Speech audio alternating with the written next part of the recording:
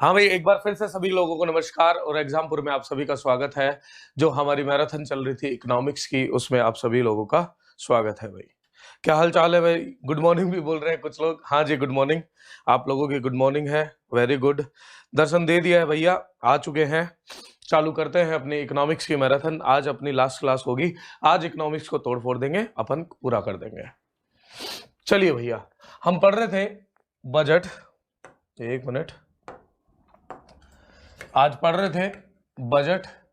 हमने देखी बजट की ऐतिहासिक पृष्ठभूमि कि बजट किस तरीके से चालू हुआ, बजट में क्या क्या चीजें आती हैं, बजट के क्या क्या हिस्से होते हैं, उनके बारे में हमने विस्तार से चर्चा करी।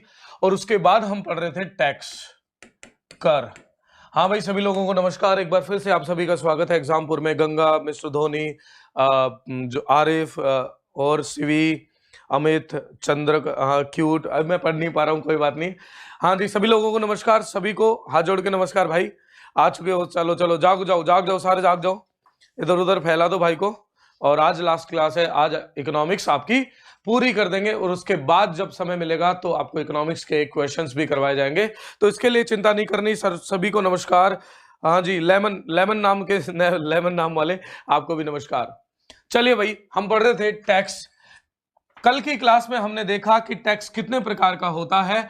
तो उसमें हमने देखा टैक्स एक होता है प्रत्यक्ष कर और दूसरा होता है अप्रत्यक्ष कर। अब भैया, प्रत्यक्ष कर और अप्रत्यक्ष कर क्या होता है, इसके बारे में भी हमने विस्तार से चर्चा कर ली थी। आज की क्लास में हम डिस्कशन करने वाले हैं प्रत्यक्ष कर केंद्र सरकार के द्वारा जो लगाए जाते हैं, उनके बारे में एक बार डिस्कशन कर लेते हैं। एग्जाम में सवाल आता है कि भैया ये कर कौन सा कर है? प्रत्यक्ष कर है। और प्रत्यक्ष कर है तो कौन लगाता है? केंद्र लगाती है कि सरकार लगाती है? तो आज हम देखने वाले हैं, अभी हम देखने वाले हैं केंद्र सरकार द्वारा आरोपित प्रत्यक्ष करों की सूची। किसकी देखने वाले हैं? केंद्र सरकार के द्वारा आरोपित प्रत्यक्ष करों की सूची। हाँ भाई, गौरव गौरव बागपत, बिल्कुल बिल्कुल। आज लास्ट क्लास है, फिर तो कल मैं स्नान कर सकता हूँ। हाँ जी, बिल्कुल स्नान कर सकते हो, मैं भी आ जाऊंगा। झुंझुनू राजस्थान, शाबाश झुंझुनू को नमस्कार। सर नोटिस बना दो। नोटिस बना दिया, टेंशन नहीं लेनी भैया। केंद्र सरकार द्वारा लगाए जाने वाले प्रत्यक्ष करों की सूची देख रहे हैं। अब केंद्र सरकार 3 स्तर पर प्रत्यक्ष कर में भी 3 अलग अलग बिंदुओं पर कर लगाती है। पहला है खर्चे पर। खर्चे पर भी केंद्र सरकार प्रत्यक्ष कर लगा सकती है। किस पर? व्यय पर। और दूसरा है इनकम पर भी केंद्र सरकार प्रत्यक्ष कर लगा सकती है। आय पर भी केंद्र सरकार प्रत्यक्ष कर आरोपित करती है। कौन से कर है, इनके बारे में विस्तार से चर्चा करेंगे। इसके बाद आता है आपके वेल्थ पर, धन संपदा पर भी प्रत्यक्ष कर आरोपित किया जा सकता है केंद्र सरकार के द्वारा। किसके द्वारा? केंद्र सरकार के द्वारा। सबसे पहले देखते हैं एक्सपेंडिचर पर, व्यय पर लगने वाले प्रत्यक्ष कर जो कि केंद्र सरकार लगा सकती है, उनके बारे में विस्तार से हम चर्चा कर लेते हैं। देखिए, वैसे तो व्यय पर कर नहीं बनता क्योंकि इनकम पर लगा दिया जाता है। जब 1860 में पहली बार जेम्स विल्सन ने टैक्स पेश किया, तभी दिया गया था आयकर, क्योंकि 1857 की क्रांति के बाद कहीं ना कहीं कंपनी के पास पैसे कम थे, कंपनी को पैसे के अंदर दिक्कत आ रही थी। इसी उपलक्ष्य पर जेम्स विल्सन को भारत भेजा गया और उन्होंने आयकर की शुरुआत की। इसीलिए आयकर के यदि पिता पूछे जाएं तो जेम्स विल्सन साहब है। कौन है? जेम्स विल्सन, जिन्होंने 1860 के अंदर पहली बार भारत के अंदर बजट पेश किया और बजट के पिता बने। अब एक अर्थशास्त्री था निकोलस काल्डोर। बेटा, बहुत ही अच्छी चीज बता रहा हूं, ये शायद चीज आपको कोई बताता होगा, जिसका नाम है निकोलस काल्डोर। निकोलस काल्डोर अपने समय के एक बड़े ही दार्शनिक हैं, अपने समय के एक अर्थशास्त्री भी कहते हैं। इन्होंने भारत सरकार को सुझाव दिया कि व्यय पर भी प्रत्यक्ष कर लगाया जा सकता है और व्यय पर भी कर लगाकर सरकार अपना पेट भर सकती है। यह बताया किसने? निकोलस काल्डोर ने। इसीलिए निकोलस काल्डोर को व्यय पर कर लगाने का पिता कहा जाता है, या व्यय पर कर लगाने के जन्मदाता कहा जाता है। सभी को नमस्कार, गुड इवनिंग, नमस्कार। हाँ जी नमस्कार। फालतू की बातें नहीं, यहां मेरे साथ बातें करो। मैंने तुमसे बात करने की कसम खाई है, तुमने आपस में बात करने की कसम बिल्कुल भी नहीं खाई है। अब बात करते हैं कि एक्सपेंडिचर पर कौन कौन से प्रत्यक्ष कर आरोपित किए जा सकते हैं। तो सबसे पहले भाई साहब आता है गिफ्ट टैक्स, जिसे कहते हैं उपहार कर। अब गुरुजी, उपहार कर पर भी टैक्स लगता है? हम तो बहुत उपहार देते हैं, हम तो ऐसे गरीब हो जाएंगे। ऐसी कोई बात नहीं है, ये बिल्कुल अलग है। देखो होता क्या था कि काले धन को श्वेत धन में करने के लिए अब एक और कंसेप्ट आ गया। ये काला धन क्यों खराब है, why black money is bad, काला धन किस तरीके से खराब है, इसे समझने की कोशिश करना। आ जाओ यार सारे लोग आ जाओ, जितने ज्यादा लोग उतना ही ज्यादा मजा, क्योंकि उतना ही ज्यादा मुझे पढ़ाने में जोश आता है, मजा आता है, और भी डिटेल में चीजें बताऊंगा, तो चिंता ना करो। हाँ जी, यहां बातें चल रही हैं यार, तुम्हारी बातें नहीं, मेरे से बातें करो। मैं कह रहा हूं काला धन क्यों खराब है, मुझे कमेंट सेक्शन में जल्दी से लिख के बताइए काला धन क्यों खराब है। हम नारे दे देते हैं, लोगों के साथ हो जाते हैं कि काला धन अर्थव्यवस्था के लिए खराब है, लेकिन क्यों है, कमेंट सेक्शन में जो भी सही जवाब देगा उसे तुरंत कुछ ना कुछ मिलेगा। तुरंत तो क्या मिलेगा, कुछ नहीं मिलेगा, लेकिन मुझे ये बता दीजिए काला धन अर्थव्यवस्था के लिए क्यों खराब है। बोर्ड व्हाइट करो भैया, बोर्ड व्हाइट मुझे करना नहीं आता, इन चीजों से मैं टेक से भी नहीं हूं, मुझे तकनीकी रूप से अज्ञान आदमी हूं, इसलिए मुझे यही बोर्ड जचता है, जो मिल जाता है उसी पे मैं लिख देता हूं। भाई सभी लोगों को नमस्कार। अच्छा, कुछ बच्चों को ऑफलाइन में मैंने मना कर दिया था कि आज मेरी क्लास नहीं होगी तबीयत की नासाजी के कारण, लेकिन अभी कुछ नहीं, अभी करना है तो करना है, जुनून है, जज्बा है, मेरे में तो है, तुम में है, ये दिखाओ। अच्छा, कुछ कह रहे हैं जी टैक्स नहीं मिलता इसलिए खराब है, ऐसा कुछ नहीं है। देखो एक आदमी है, अर्थशास्त्री है, जिसका नाम है एंजल्स। क्या नाम है, एंजल्स। एंजल्स ने ये कहते हैं कि काला धन श्वेत धन को अर्थव्यवस्था से बाहर कर देता है, इसीलिए काला धन अर्थव्यवस्था के लिए बेकार होता है। अरे सिंपल सी बात है, कर कोई बड़ा कारण नहीं है, काले धन से कर नहीं आया तो वो नुकसान हो गया, कितने का नुकसान हुआ होगा, लेकिन कहां फर्क पड़ता है वो मैं आपको समझाता हूं। मान लीजिए किसी ने 100 करोड़ का घोटाला किया, कितने करोड़ का, 100 करोड़ का घोटाला किया। अब ये काला धन है, इसे ये भारत में यूज नहीं कर सकता, क्योंकि भारत में सरकार आय का स्रोत पूछती है। भारत सरकार ये पूछती है कि तुमने गाड़ी ली तो पैसे कहां से आए, तुमने अय्याशी काटी तो कहां से अय्याशी काटी, पैसे कहां से आए, ये पूछती है। भारत सरकार अपने मम्मी पापा की तरह है, जो हमारा पूर्ण रूप से ध्यान रखती है। शाबाश शाबाश शाबाश शाबाश शाबाश शाबाश शाबाश शाबाश। अरे टेलीग्राम चैनल का नहीं, मैंने ऑफलाइन पे बोला था, मैंने ऑफलाइन पे बोला था। कोई बात नहीं, ऑफलाइन वाले बच्चे बाद में देख लेंगे, जो भी आगे बहुत अच्छी बात है। पीडीएफ मिल जाएगा जी, पीडीएफ आपको क्या, मैं घर पे आके पढ़ाऊंगा, टेंशन नहीं लेनी। अब हम बता रहे थे कि 100 करोड़ का काला धन है, अब इसे भारत में खर्च नहीं किया जाता, इसीलिए ये काला धन कहां जाएगा, कर स्वर्ग में जाएगा, टैक्स हेवन में जाएगा। कर स्वर्ग क्या होता है, कर का स्वर्ग मतलब जहां सरकार आय का स्रोत नहीं पूछती, ऐसे राष्ट्रों को कर स्वर्ग कहते हैं। ऐसे राष्ट्र जहां सरकार आय का स्रोत नहीं पूछती, सरकार ये नहीं पूछती आप 100 करोड़ कहां से लेके आए, इनको बोलते हैं कर स्वर्ग देश। जब कर स्वर्ग देश में ये पैसा जाएगा, वहां पे ये खरीदेंगे सेल्फ कंपनियां। कौन सी कंपनियां खरीदेंगे, सेल्फ कंपनियां। सेल्फ कंपनी, सेल्फ मतलब अलमारी, कंपनी मतलब कंपनी। जो कंपनी अलमारी में रखी हुई है, मतलब कागजों में जीवित है, लेकिन असली जीवन में ये बिल्कुल भी नहीं है, ऐसी कंपनियों को बोलते हैं सेल्फ कंपनी। वहां पे 100 करोड़ से tax haven countries like Mauritius, Hong Kong, छोटे छोटे जो आइलैंड है, बित्ती बित्ती से आइलैंड है, हमारे मतलब स्टूडियो जितने जितने आइलैंड है, इनको कर स्वर्ग देश कहा जाता है, क्योंकि इनकी अर्थव्यवस्था इन्हीं से चलती है, इसीलिए आय का स्रोत बिल्कुल नहीं पूछते। तो सेल्फ कंपनी वहां पे खरीदी जाती है, एक ऐसी कंपनी जो कागजों में तो जीवित है, लेकिन असली दुनिया में वो बिल्कुल भी नहीं है। सेल्फ कंपनी खरीद ली जाएगी और फिर ये आएगा भारत में। कहां आएगा, भारत में आएगा।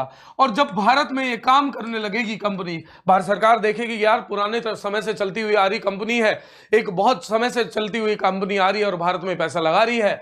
जब भारत में पैसा आएगा तो भारत में पूंजी आएगी, पूंजी आएगा तो निवेश होगा, निवेश होगा तो रोजगार बढ़ेगा, रोजगार बढ़ेगा तो सबका साथ सबका विकास हो जाएगा। हाँ जी भैया, सबको नमस्कार, सबको नमस्कार, सबको नमस्कार, बिल्कुल नमस्कार नमस्कार नमस्कार। पैर छू रहा हूं मैं आपके, यार ये क्या कर रहे हो, नमस्कार। कंपनी चल रही है अपनी अपनी कंपनी, भारत ये अपनी नहीं है, ये कंपनी किसी खराब आदमी की है। कंपनी भारत में आ चुकी है, भारत में ये काम करेगी, भारत में कमाएगी, तो पैसा कहां ले जाएगी, टैक्स हेवन कंट्री में ले जाएगी। एग्जांपल के लिए मॉरिशस में ले जाएगी। कहां ले जाएगी, मॉरिशस में ले जाएगी। अब जब मॉरिशस में ये पैसा जो ले जाएगी, ये व्हाइट मनी होगा कि ब्लैक मनी होगा, ये व्हाइट मनी होगा, जो कि एक रजिस्टर्ड पैसा है। और इस तरीके से काला धन श्वेत धन को अर्थव्यवस्था से बाहर कर देता है। Black money does out the white money from the economy, that is angels law. ये किसका नियम है, एंजल का नियम है। किसका नियम है, एंजल का नियम है।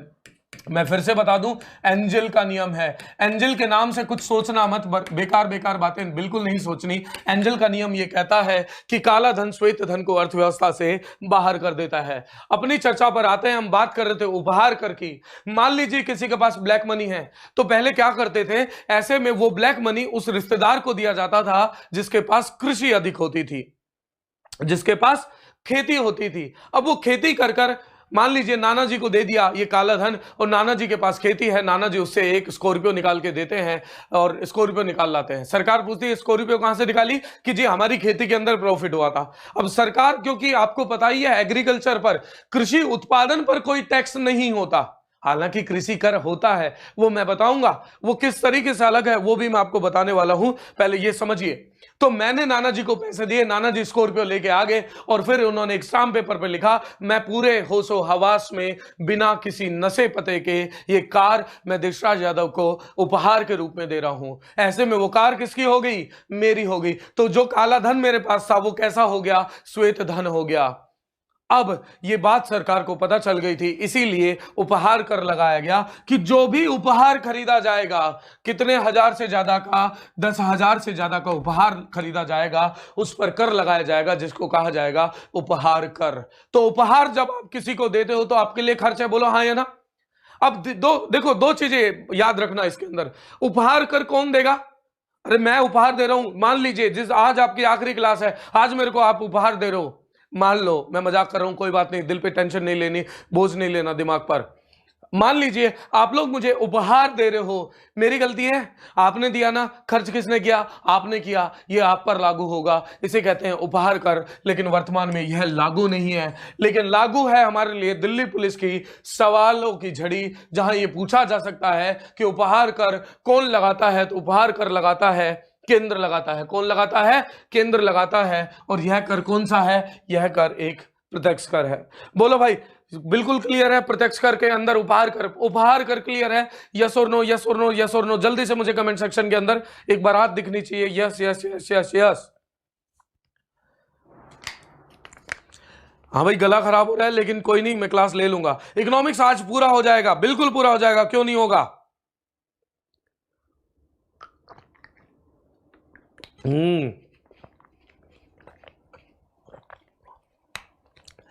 9,999 में खरीदने वाले, सरकार बहुत तेज है। हाँ मेरे को 9,999 वाला दे देना, कोई टेंशन नहीं। आ गया, तुम भी आगे, बिल्कुल सभी लोगों का स्वागत है भाई। हम बात कर रहे थे उपहार कर की। तो उपहार कर इस तरीके से एक व्यय पर लगने वाला प्रत्यक्ष कर है, जो कौन लगाती है, केंद्र सरकार लगाती है। कौन लगाती है, केंद्र सरकार लगाती है। अच्छा भाई, अगला कर है फ्रिंज बेनिफिट टैक्स। कौन सा कर, fringe benefit, fringe benefit tax. अनुषंगी लाभ कर, अनुषंगी लाभ कर, अनुषंगी लाभ कर। फ्रिंज बेनिफिट, सबसे पहले तो आप ये समझिए फ्रिंज बेनिफिट क्या होता है, अनुषंगी लाभ क्या होता है। सर पीडीएफ कहां मिलेगी, पीडीएफ मिल जाएगी, जब भी बताऊं दूंगा, मैं आपको घोषणा करूंगा, खुद यूट्यूब पे आकर बोलूंगा कि बेटा ये पीडीएफ डाउनलोड कर लो, ये टॉप 200 क्वेश्चन डाउनलोड कर लो या देख लो। क्वेश्चंस की भी प्रैक्टिस कराऊंगा, चिंता की कोई बात नहीं है। इकोनॉमिक्स के जितने भी सवाल हो, लोग कहते हैं कि इकोनॉमिक्स समझ में नहीं आती, भाई साहब इकोनॉमिक्स समझाऊंगा। न्यूनतम 4 सवाल आते हैं, 4 सवालों की जिम्मेदारी अपनी है, टेंशन बिल्कुल नहीं लेनी है। दिल्ली पुलिस जिंदाबाद, दिल्ली पुलिस में लगना है तो, और मेरे सब्जेक्ट में मैं पूरी जिम्मेदारी लेता हूं आप लोगों के साथ, कोई टेंशन नहीं लेनी है। बिल्कुल सही, बिल्कुल सही, बिल्कुल सही। क्वेश्चन सीरीज भी जल्दी चलाऊंगा महमूद, आपको जल्दी ही बता दिया जाएगा, टेंशन नहीं लेनी है। ऑब्जेक्टिव भी करवाऊंगा, बिल्कुल करवाऊंगा, बिल्कुल बिल्कुल बिल्कुल बिल्कुल। हाँ जी पढ़ लो मेरे रसगुल्लो, चिल करेंगे फिर एक बार कोर्स पूरा हो जाए अपना, फिर अपन क्या करेंगे, चिल करेंगे। कैसे क्या करेंगे, चिल। चलिए भैया, अनुषंगी लाभ बता रहे थे हम। अनुषंगी लाभ क्या होता है, जब आप किसी संस्था में काम करते हो तो आपको सैलरी मिलती है, क्या मिलती है? सैलरी। और उसके अलावा क्या मिलता है? उसके अलावा धिक्कार मिलता है। नहीं, ऐसे कोई बात नहीं है। जब अच्छी संस्था में काम करते हो तो सैलरी के अलावा आपको मिलता है घर मिलता है, फ्री ऑफ कॉस्ट घर मिलता है, आने जाने के लिए गाड़ी मिलती है, बच्चों की पढ़ाई के लिए स्कूल मिलता है। ये जो सैलरी के अलावा, वेतन के अलावा जो भी चीजें दी जाती हैं, इन्हें अनुषंगी लाभ किया जाता है, लाभ बोला जाता है। इन्हें क्या बोला जाता है? अनुषंगी लाभ बोला जाता है। और इन पर केंद्र सरकार, इन पर केंद्र सरकार जो कर लगाती है, जो प्रत्यक्ष कर लगाती है, कौन सा कर लगाती है? प्रत्यक्ष कर लगाती है। कौन लगाती है? केंद्र सरकार। इसे कहते हैं अनुषंगी लाभ कर। इसे क्या कहते हैं भाई? अनुषंगी लाभ कर। समझ में आ गया? बिल्कुल। जो कंपनी आपको वेतन के अलावा, दिल्ली पुलिस में लगने के अलावा जो आपको टीए मिलेगा, जो अलाउंसेस मिलेंगे, रहने के लिए जो क्वार्टर्स मिलेंगे, उस पर दिल्ली पुलिस खर्च तो कर रही होगी ना, पैसे में आए होंगे ना वो, तो वो सर उनका खर्च है, उस व्यय पर कर लगाया जाता था। इसे बोलते थे अनुषंगी लाभ कर। वर्तमान में ये लागू नहीं है। अरुण जेटली साहब द्वारा ये लागू भी कर दिया गया था और बंद भी कर दिया गया था, लेकिन हमारे लिए एक सवाल बना गए। सवाल ये था कि अनुषंगी लाभ कर कौन सा कर है? जल्दी से मुझे कमेंट सेक्शन में लिख के बताइए, अनुषंगी लाभ कर प्रत्यक्ष कर है कि अप्रत्यक्ष कर? चलिए चलिए चलिए चलिए चलिए, जल्दी बताओ, जल्दी जल्दी। शाबाश शाबाश शाबाश शाबाश शाबाश। हाँ भाई, होल नंबर 6। मुझे पता है तुम कौन हो, मुझे पता है। आज पूरा होगा, आज फतह हो जाएगी। अरे ज्यादा कुछ बचा नहीं है आपका, बिल्कुल फतह हो जाएगी। सर नोट करने दो। ले भाई नोट कर ले, ले ले नोट कर लो भैया, नोट कर लो मेरे भाई, बाबू भैया नोट कर लो। हाँ भाई मेरे क्यूट रवि, मुझे पता है तुम ऑफलाइन में हो, मुझे पता है।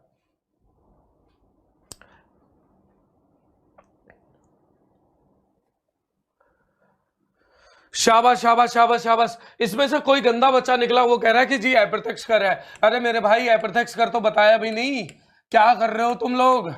बिल्कुल सीधी सी बात बताई है, उस सीधी सी बात को दिमाग में रखो। चलिए भैया, ये तो थे मुख्य मुख्य व्यय पर लगने वाले प्रत्यक्ष कर जो कि केंद्र सरकार द्वारा लगाए जाते हैं। अब पढ़ते हैं आय पर जो कर लगते हैं। अरे भैया, सबसे पहले आय पर लगने वाला कर होता है आयकर होता है। कौन सा कर होता है?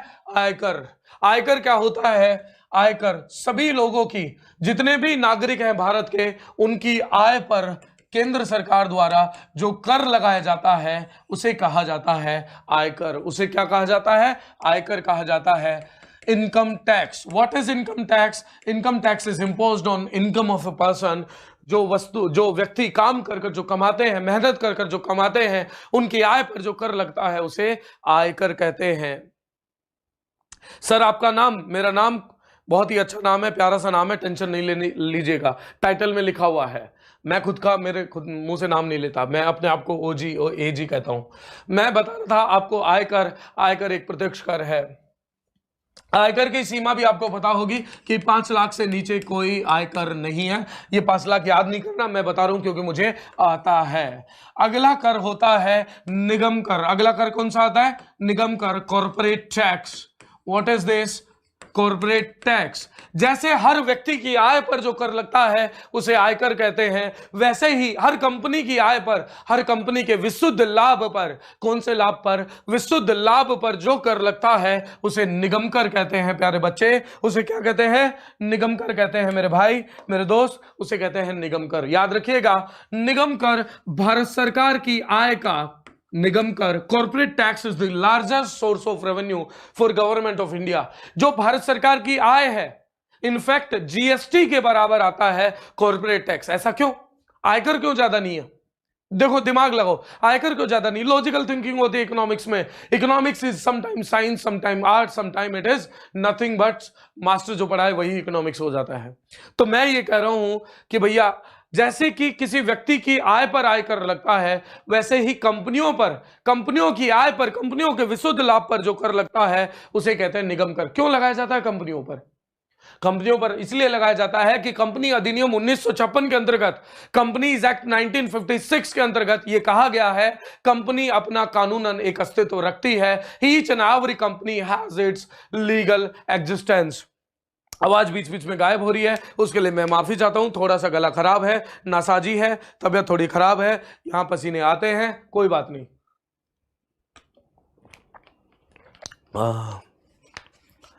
शाबाश शाबाश शाबाश शाबाश शाबाश, आ गए हो आ गए हो आ गए हो। अरे वेरी गुड।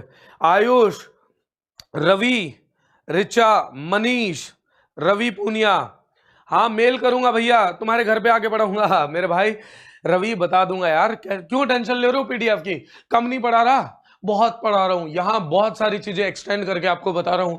तो मैं बता रहा था निगम कर, देखो कंपनीज एक्ट 1956, कंपनी अधिनियम 1956 के अंतर्गत हर कंपनी कानूनन एक अस्तित्व रखती है, हर कंपनी एक जीवित पुरुष के बराबर है। ऐसा कैसे? अरे भैया जब आप केस करते हो तो किसी कंपनी पे करते हो, जब कोई लोन देता है तो कंपनी को देता है, कंपनी के मालिक के कपड़े नहीं फाड़ सकते हो। तो ऐसे ही कंपनी जब लाभ कमाएगी तो एक नागरिक के बराबर है। तो इसीलिए उस कंपनी के विशुद्ध लाभ पर जो कर लगाया जाता है उसे कहा जाता है निगम कर। उसे क्या कहा जाता है? निगम कर कहा जाता है। उसे कहा जाता है निगम कर। तो निगम कर भारत सरकार की आय का, निगम कर भारत सरकार की आय का सबसे बड़ा स्रोत है। Corporate tax is the largest source of revenue for government of India. What is corporate tax? Corporate tax is largest source of revenue for government of India. यदि भारत सरकार 100 पैसे कमाती है एक साल में, तो लगभग 18 से 19 पैसे सिर्फ किससे आते हैं? कॉर्पोरेट टैक्स से आते हैं, निगम कर से आते हैं।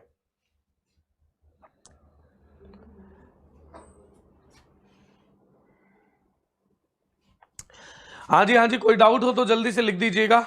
गर्म पानी पी लूंगा, गर्म पानी की व्यवस्था होते ही गर्म पानी भी पी लूंगा, चिंता मत करो, चिंता ना करो यार, कोई टेंशन नहीं।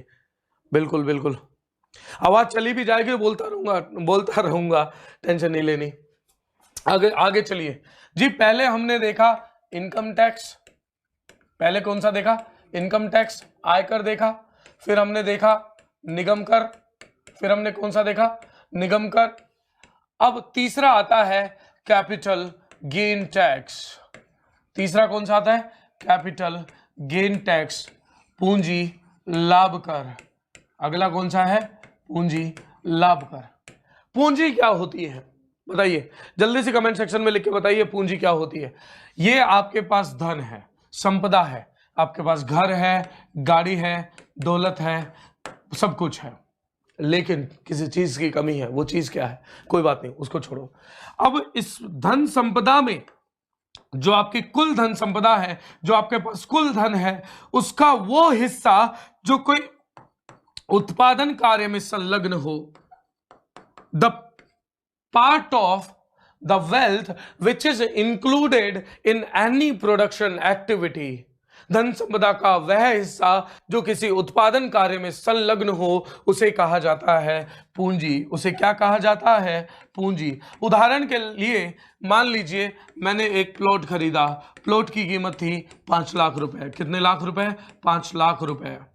अब जब मैं इसे बेचूंगा तो 5 लाख से ज्यादा में बिकेगा, हाँ या ना? तो इसका मतलब इसकी कीमत हो गई। अब ये क्या थी? मेरी पूंजी थी। मान लीजिए मैंने इसे बेचा 6 लाख रुपए में, तो मुझे कितना कैपिटल गेन हुआ? मुझे कितना पूंजी लाभ हुआ?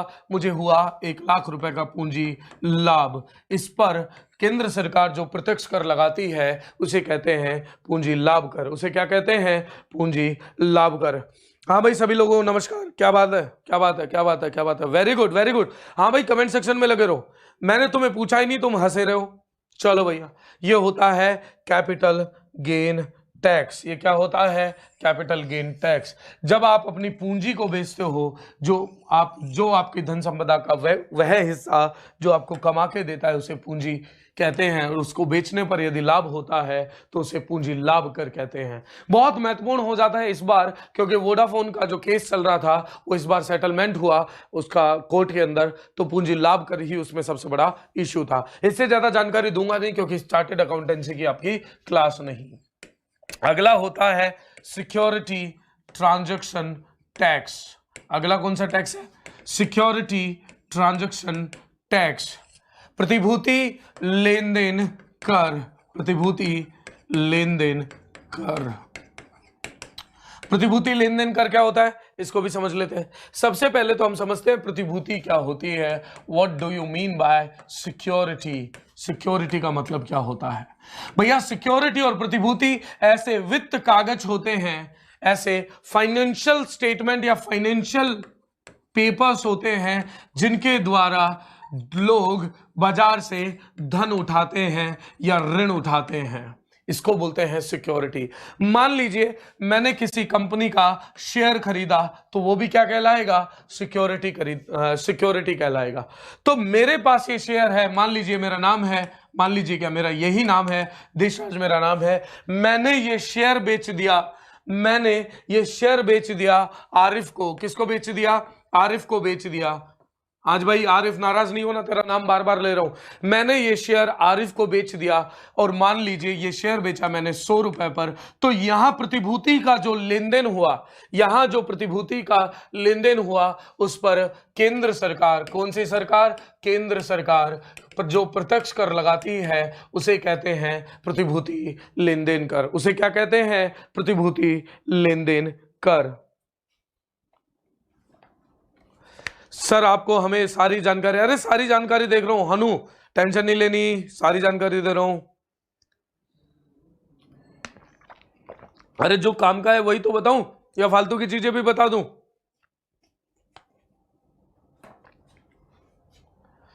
दीनू बेटा यहां देखो, दीनू जी यहां आओ। अगला है डिविडेंड डिस्ट्रीब्यूशन टैक्स। अगला कौन सा है? Dividend distribution tax. लाभांश वितरण कर। अगला क्या है? लाभांश वितरण कर। लाभांश क्या होता है? जब आप किसी कंपनी के शेयर खरीदते हो, आरिफ ने ये शेयर खरीद लिए थे, आरिफ निकम्मा है लेकिन आरिफ ने जिंदगी में एक काम अच्छा किया है, मेरी सलाह पर ये शेयर खरीद लिया। अब आरिफ के पास ये 100 रुपए का शेयर है और 100 रुपए में इसने कंपनी की पार्टनरशिप ले रखी है 10%। कंपनी को इस साल लाभ हुआ 1000 रुपए का, तो आरिफ के पास कितना लाभ पहुंचेगा? 100 रुपए। आरिफ के पास कितना लाभ पहुंचेगा? 100 रुपए। इसे कहते हैं लाभांश, लाभ का हिस्सा। तो जब कंपनी अपने शेयर धारकों को, अपने मालिकों को लाभांश देती है, लाभ का हिस्सा देती है, तो उसके वितरण के समय, उसको बांटते समय जो टैक्स लगता है, जो प्रत्यक्ष कर लगता है, उसे कहा जाता है लाभांश वितरण कर। उसे क्या कहा जाता है? लाभांश वितरण कर। अगला है minimum alternate tax. Minimum alternate tax, न्यूनतम वैकल्पिक कर। अगला कौन सा है? न्यूनतम वैकल्पिक कर। ऐसी बहुत सारी कंपनियां होती हैं जो शून्य लाभ आधारित कंपनियां होती हैं, मतलब वो कंपनियां अपना लाभ नहीं दिखाती, अपना लाभ छुपा लेती हैं। या कुछ कंपनियां होती हैं जिनका उद्देश्य लाभ कमाना ही नहीं है, उनका उद्देश्य है समाज कल्याण करना। जैसे बहुत सारे एनजीओ देखते हो, सिविल सोसाइटीज देखते हो, इनका उद्देश्य लाभ कमाना नहीं है, इनकी स्थापना ही इसलिए हुई है ताकि ये समाज कल्याण कर पाए। अब ऐसी कंपनियों पर भी एक न्यूनतम जो केंद्र सरकार द्वारा कर लगाया जाता है उसे कहते हैं न्यूनतम वैकल्पिक कर। क्या थंबनेल 11 बजे का था? कोई बात नहीं, थंबनेल पर मेहनत नहीं करी होगी। मैं तो भाई सभी लोग मेरे जितने मेहनती हैं ना, सब लोग मेरे जितने मेहनती नहीं है, उसने लगा दिया होगा, बच्चे हैं ध्यान नहीं देते कई बार, कोई बात नहीं। तो इसमें क्या हो गया? 11 बजे, मान लो मैं 11 बजे आ गया, हाँ जल्दी आ गए तो क्या हुआ? आ जाओ आ जाओ जी आ जाओ। इसे कहते हैं मिनिमम अल्टरनेट टैक्स, मैट। ये केंद्र सरकार द्वारा लगाए जाने वाले आय पर प्रत्यक्ष करों की आपके सामने सूची है। बोलो भैया, थम्स अप करके बताइए कमेंट सेक्शन के अंदर डन डन डन डन डना डन डन डना डन। और फिर हम आगे चल देंगे, आगे हम देखेंगे धन संपदा पर जो केंद्र सरकार प्रत्यक्ष कर लगाती है उनके बारे में हम एक बार चर्चा कर लेंगे। टैक्स 6 लाख पे नहीं लगेगा।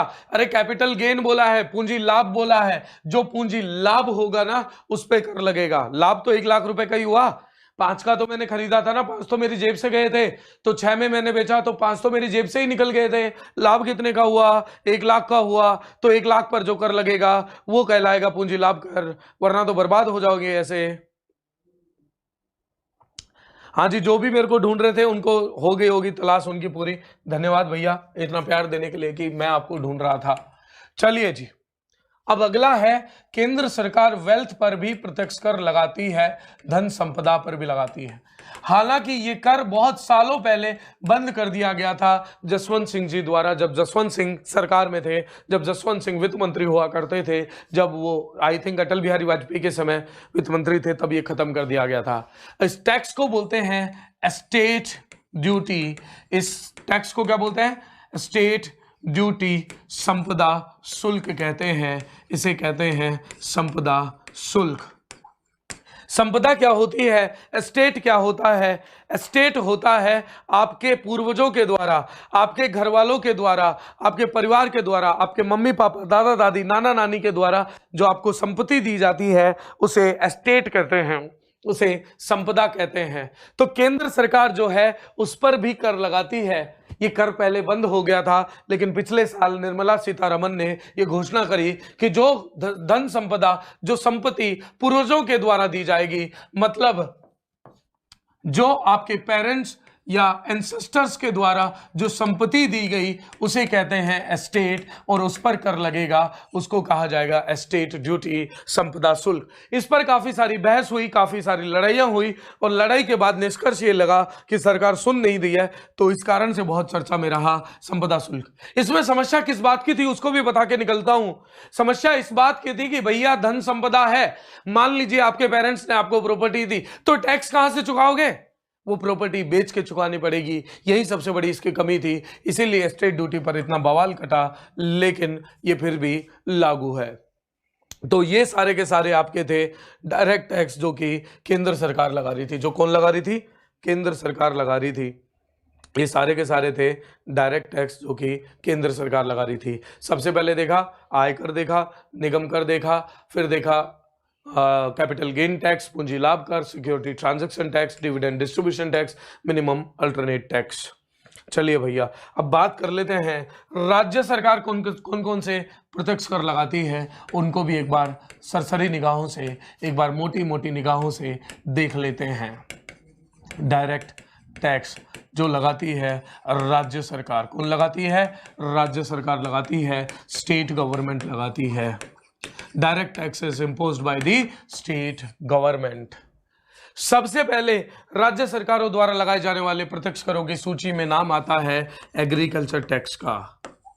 गुरुजी एग्रीकल्चर पर तो कोई टैक्स नहीं होता, हमने बचपन से ना सुना, ना किसी ने हमें इस लायक समझा कि हमें बताया। इसे कहते हैं कृषि कर।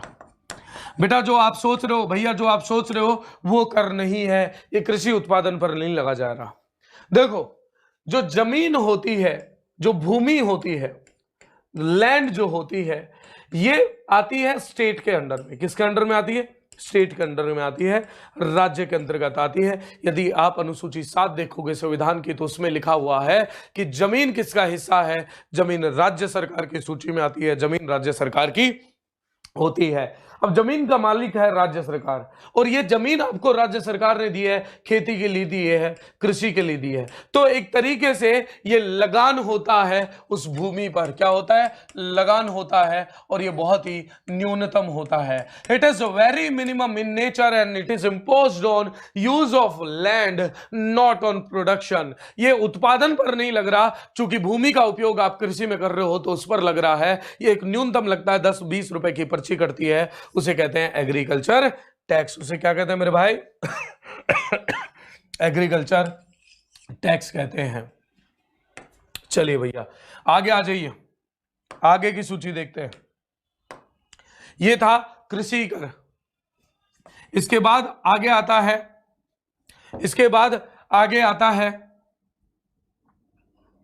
Batting and gambling tax.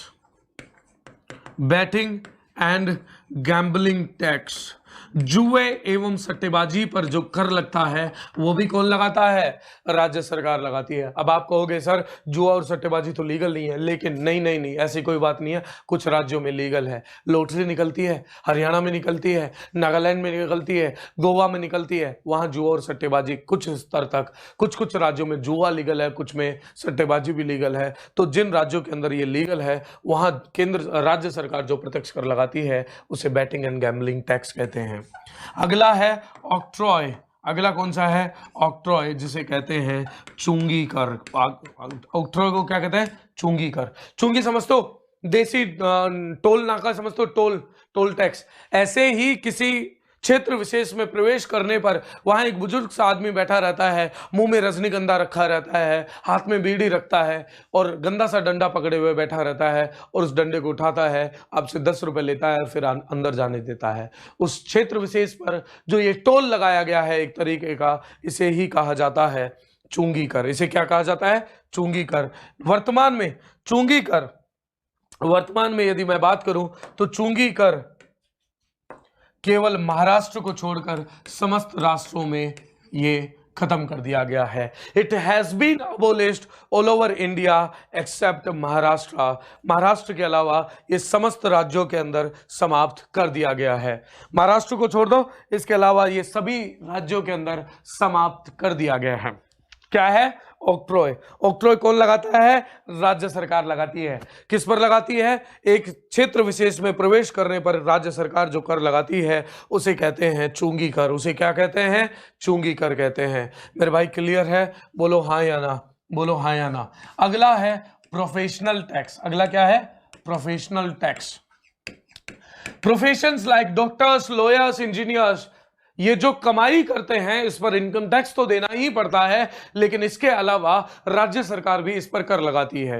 राज्य सरकार भी इनके आय के पर अनुदान कुछ कर लगाती है, जिसे कहा जाता है प्रोफेशनल टैक्स। आप कहोगे गुरुजी हमने तो सुना ही नहीं।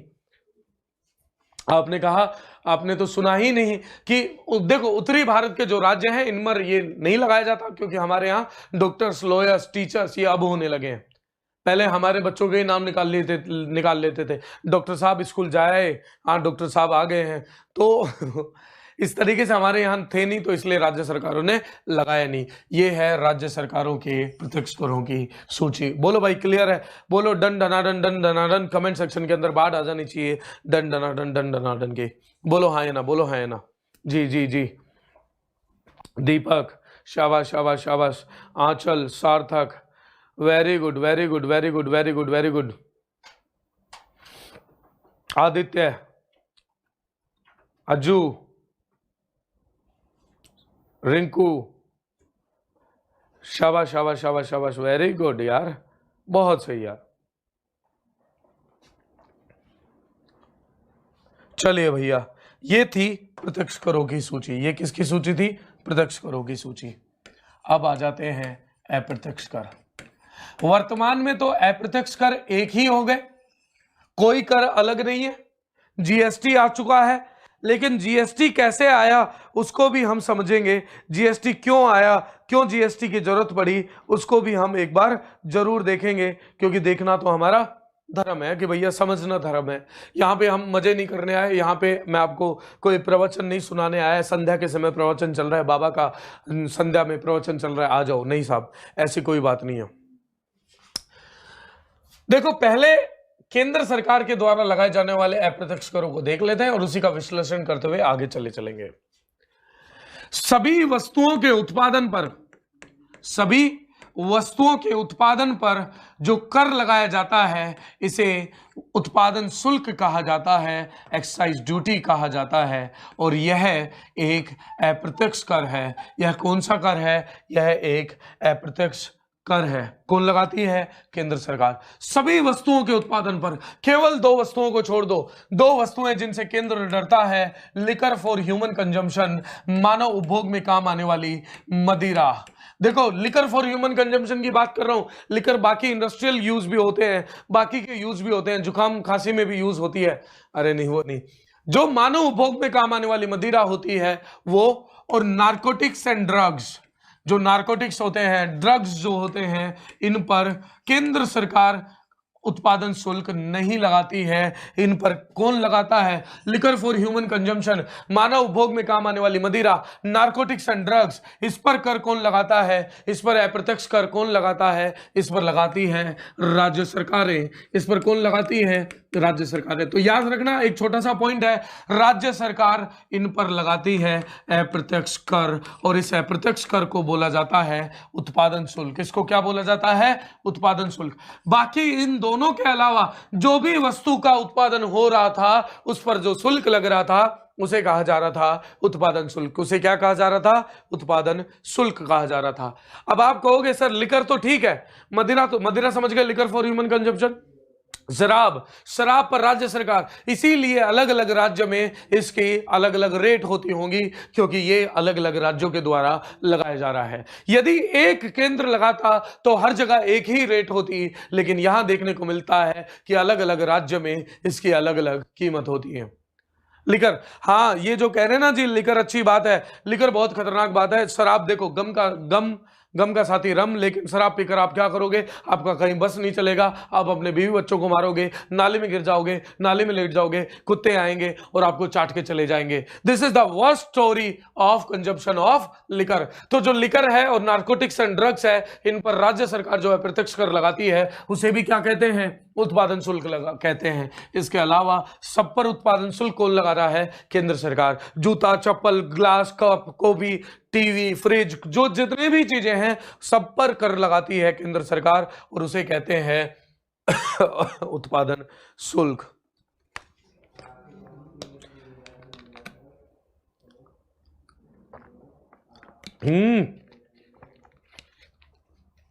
शाबाश शाबाश, वेरी गुड। चलिए भैया अगला देखते हैं। हर वस्तु की बिक्री पर भी केंद्र सरकार प्रत्यक्ष कर लगाती है, लगाती थी, अब तो क्या ही लगाती है, उसे कहते थे बिक्री कर। क्या कहते थे? बिक्री कर। हर सेवा पर केंद्र सरकार, केवल और केवल केंद्र सरकार, ये पैसा केवल और केवल केंद्र के पास होता है, ये एक्सक्लूसिव राइट होता है, एकमात्र अधिकार है, यहां राज्य का कोई लेना देना नहीं होता है। सेवा कर पर, सभी सेवाओं पर। सेवा क्या होती है? हाँ भाई, सेवा क्या होती है? सेवा एक सुविधा होती है। Hotel, IT, business, banking, telecommunication, दूरसंचार, फोन, होटल सेवा, टीचिंग, ये सारी सेवा में आती हैं, सर्विस टैक्स लगता था। अब इसमें एक कमी है, आपको एक कहानी बताता हूं। कहानी है एक बेचारे किसान की। किसान ने अपनी गेहूं उगाया और 10 रुपए का बेच दिया इसने आटा चक्की वाले को। किसको बेचा? आटा चक्की वाले को बेचा। और आटा चक्की वाले ने इस गेहूं का बना दिया आटा और ये बेच दिया 20 रुपए का बेकरी वाले को। किसको बेचा? बेकरी वाले को। बेकरी वाला समझ तो जो ब्रेड बनाता है, उसने इसकी बनाई ब्रेड और ये बेच दिया गया 30 रुपए का थोक मूल्य वाले को, होलसेलर को बेच दिया गया। किसको बेचा गया? थोक मूल्य वाले को ये ब्रेड बेच दी गई और इसने बेच दिया ये 40 रुपए का रिटेलर को।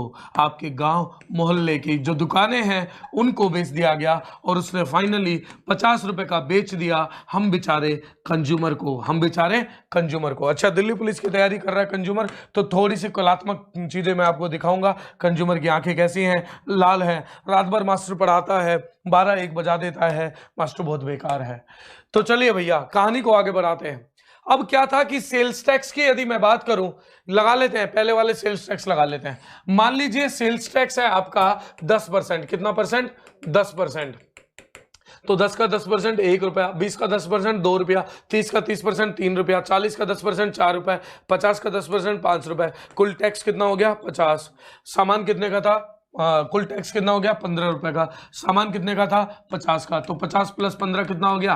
65 रुपए में ये ब्रेड मिल रही थी एक आम उपभोक्ता को। अब इससे दिक्कत क्या आ रही थी? दिक्कत ये आ रही थी, देखो ध्यान से देखना, इस कहानी को समझना, क्यों जीएसटी की हमें जरूरत पड़ी। देखो ये जो 10 है क्या इस 20 में नहीं है? बिल्कुल है। अरे 10 का जो गेहूं था वही तो 20 का आटा बना। और ये जो 10 है ये इसमें भी है, ये इसमें भी है, ये इसमें भी है। ये रिपीटेशन ऑफ टैक्स जो हो रहा है इसे कहते हैं कर का छायांकित प्रभाव। क्या कहते हैं? कर का छायांकित प्रभाव, कैस्केडिंग इफेक्ट ऑफ टैक्स। इसे क्या कहते हैं? कैस्केडिंग इफेक्ट ऑफ टैक्स, कर का छायांकित प्रभाव। अब इससे क्या दिक्कत आ रही है? इससे जो दिक्कत आ रही है उसे भी समझने की कोशिश करते हैं और फिर तय तक चलते हैं क्यों जीएसटी की जरूरत पड़ी, क्यों इतना हल्ला काटना पड़ा।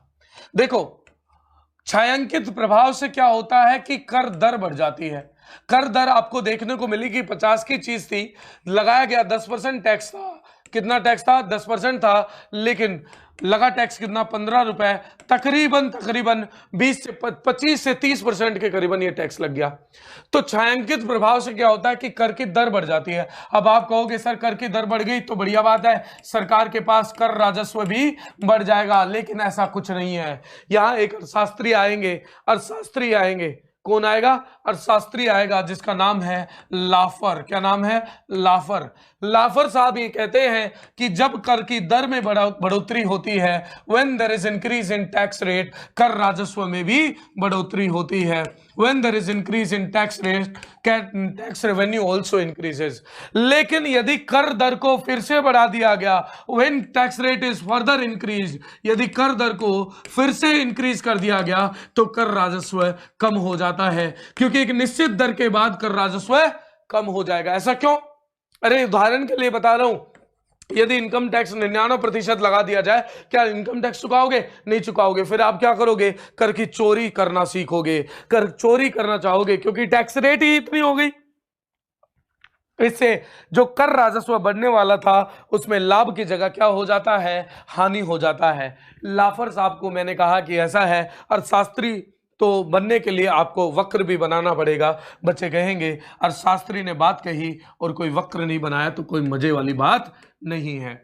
इन्होंने एक्स एक्सिस वाई एक्सिस के ग्राफ बनाया, यहां रखी कर की दर और यहां रखा कर राजस्व, और अब इन्होंने अपनी चीज एक्सप्लेन कर दी एक ग्राफ में, और ग्राफ में इन्होंने क्या रायता फैलाया, क्या बात कही? इन्होंने इस तरीके से बात कही कि जब कर की दर बढ़ती है, देखो भाई यहां पे देखो, ध्यान से देखो, अच्छे से देखो, यहां टैक्स की रेट बढ़ रही है, बोलो हाँ या ना? बिल्कुल बढ़ रही है। तो टैक्स रेवेन्यू भी बढ़ रहा है, बोलो हाँ या ना? जब जब कर की दर बढ़ेगी तो कर राजस्व भी बढ़ जाएगा। लेकिन जब एक निश्चित बिंदु के बाद, किस बिंदु के बाद? एक निश्चित बिंदु के बाद जब टैक्स रेट फिर से बढ़ाई गई, जब कर की दर फिर से बढ़ाई गई, तो कर राजस्व क्या हो गया? कम हो गया। ऐसा क्यों हुआ? क्योंकि यहां होने लग गई कर की चोरी। यहां क्या होने लग गई? कर की चोरी। मैंने कहा भाई साहब, लाफर साहब मान गए आपकी बात को, आपने बहुत ही साधारण भाषा में इसे समझा दिया, और इस वक्र को बोला गया लाफर वक्र। इस वक्र को क्या बोला गया? लाफर कर्व, लाफर वक्र। अब सवाल दिल्ली पुलिस के लिए बस ये बन जाता है कि लाफर वक्र क्या समझाता है या लाफर वक्र क्या दर्शाता है। तो लाफर वक्र दिखाता है कर दर एवं कर राजस्व में संबंध दर्शाता है। बस इतना लिख लेना अपनी कॉपी में, और जय जय महादेव, बढ़िया, मजा आ गया, समझ में आ गया। जब कर की दर बढ़ेगी तो कर राजस्व पहले बढ़ेगा फिर घट जाएगा। इतना भी याद नहीं कर पाओ तो सिर्फ ये याद रख लेना, Laffer curve shows the relationship between the rate of tax and tax revenue. कर की दर एवं कर राजस्व के बीच संबंध दर्शाने वाले वक्र को लाफर वक्र कहा जाता है। क्या कहा जाता है? लाफर वक्र कहा जाता है। हाँ भाई, सभी को बिल्कुल बिल्कुल बिल्कुल। इसे क्या बोला जाता है? लाफर वक्र बोला जाता है। हाँ जी, चलो आगे चले। आवाज गायब होती जा रही है, कोई बात नहीं। तो कर का छायांकित प्रभाव के कारण कर राजस्व कम हो जाता है। ऐसे में एक समिति बनाई गई थी, एल के झा समिति।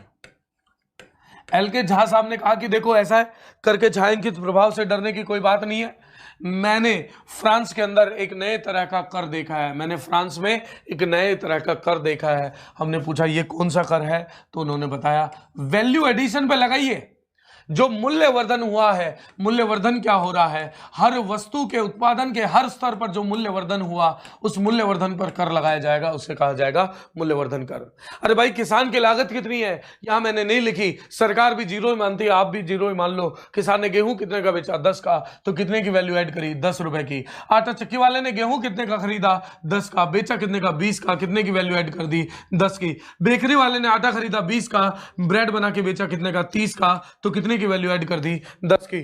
थोक मूल्य वाले ने ये ब्रेड खरीदी 30 की, बेची कितने की? 40 की, कितने की वैल्यू ऐड कर दी?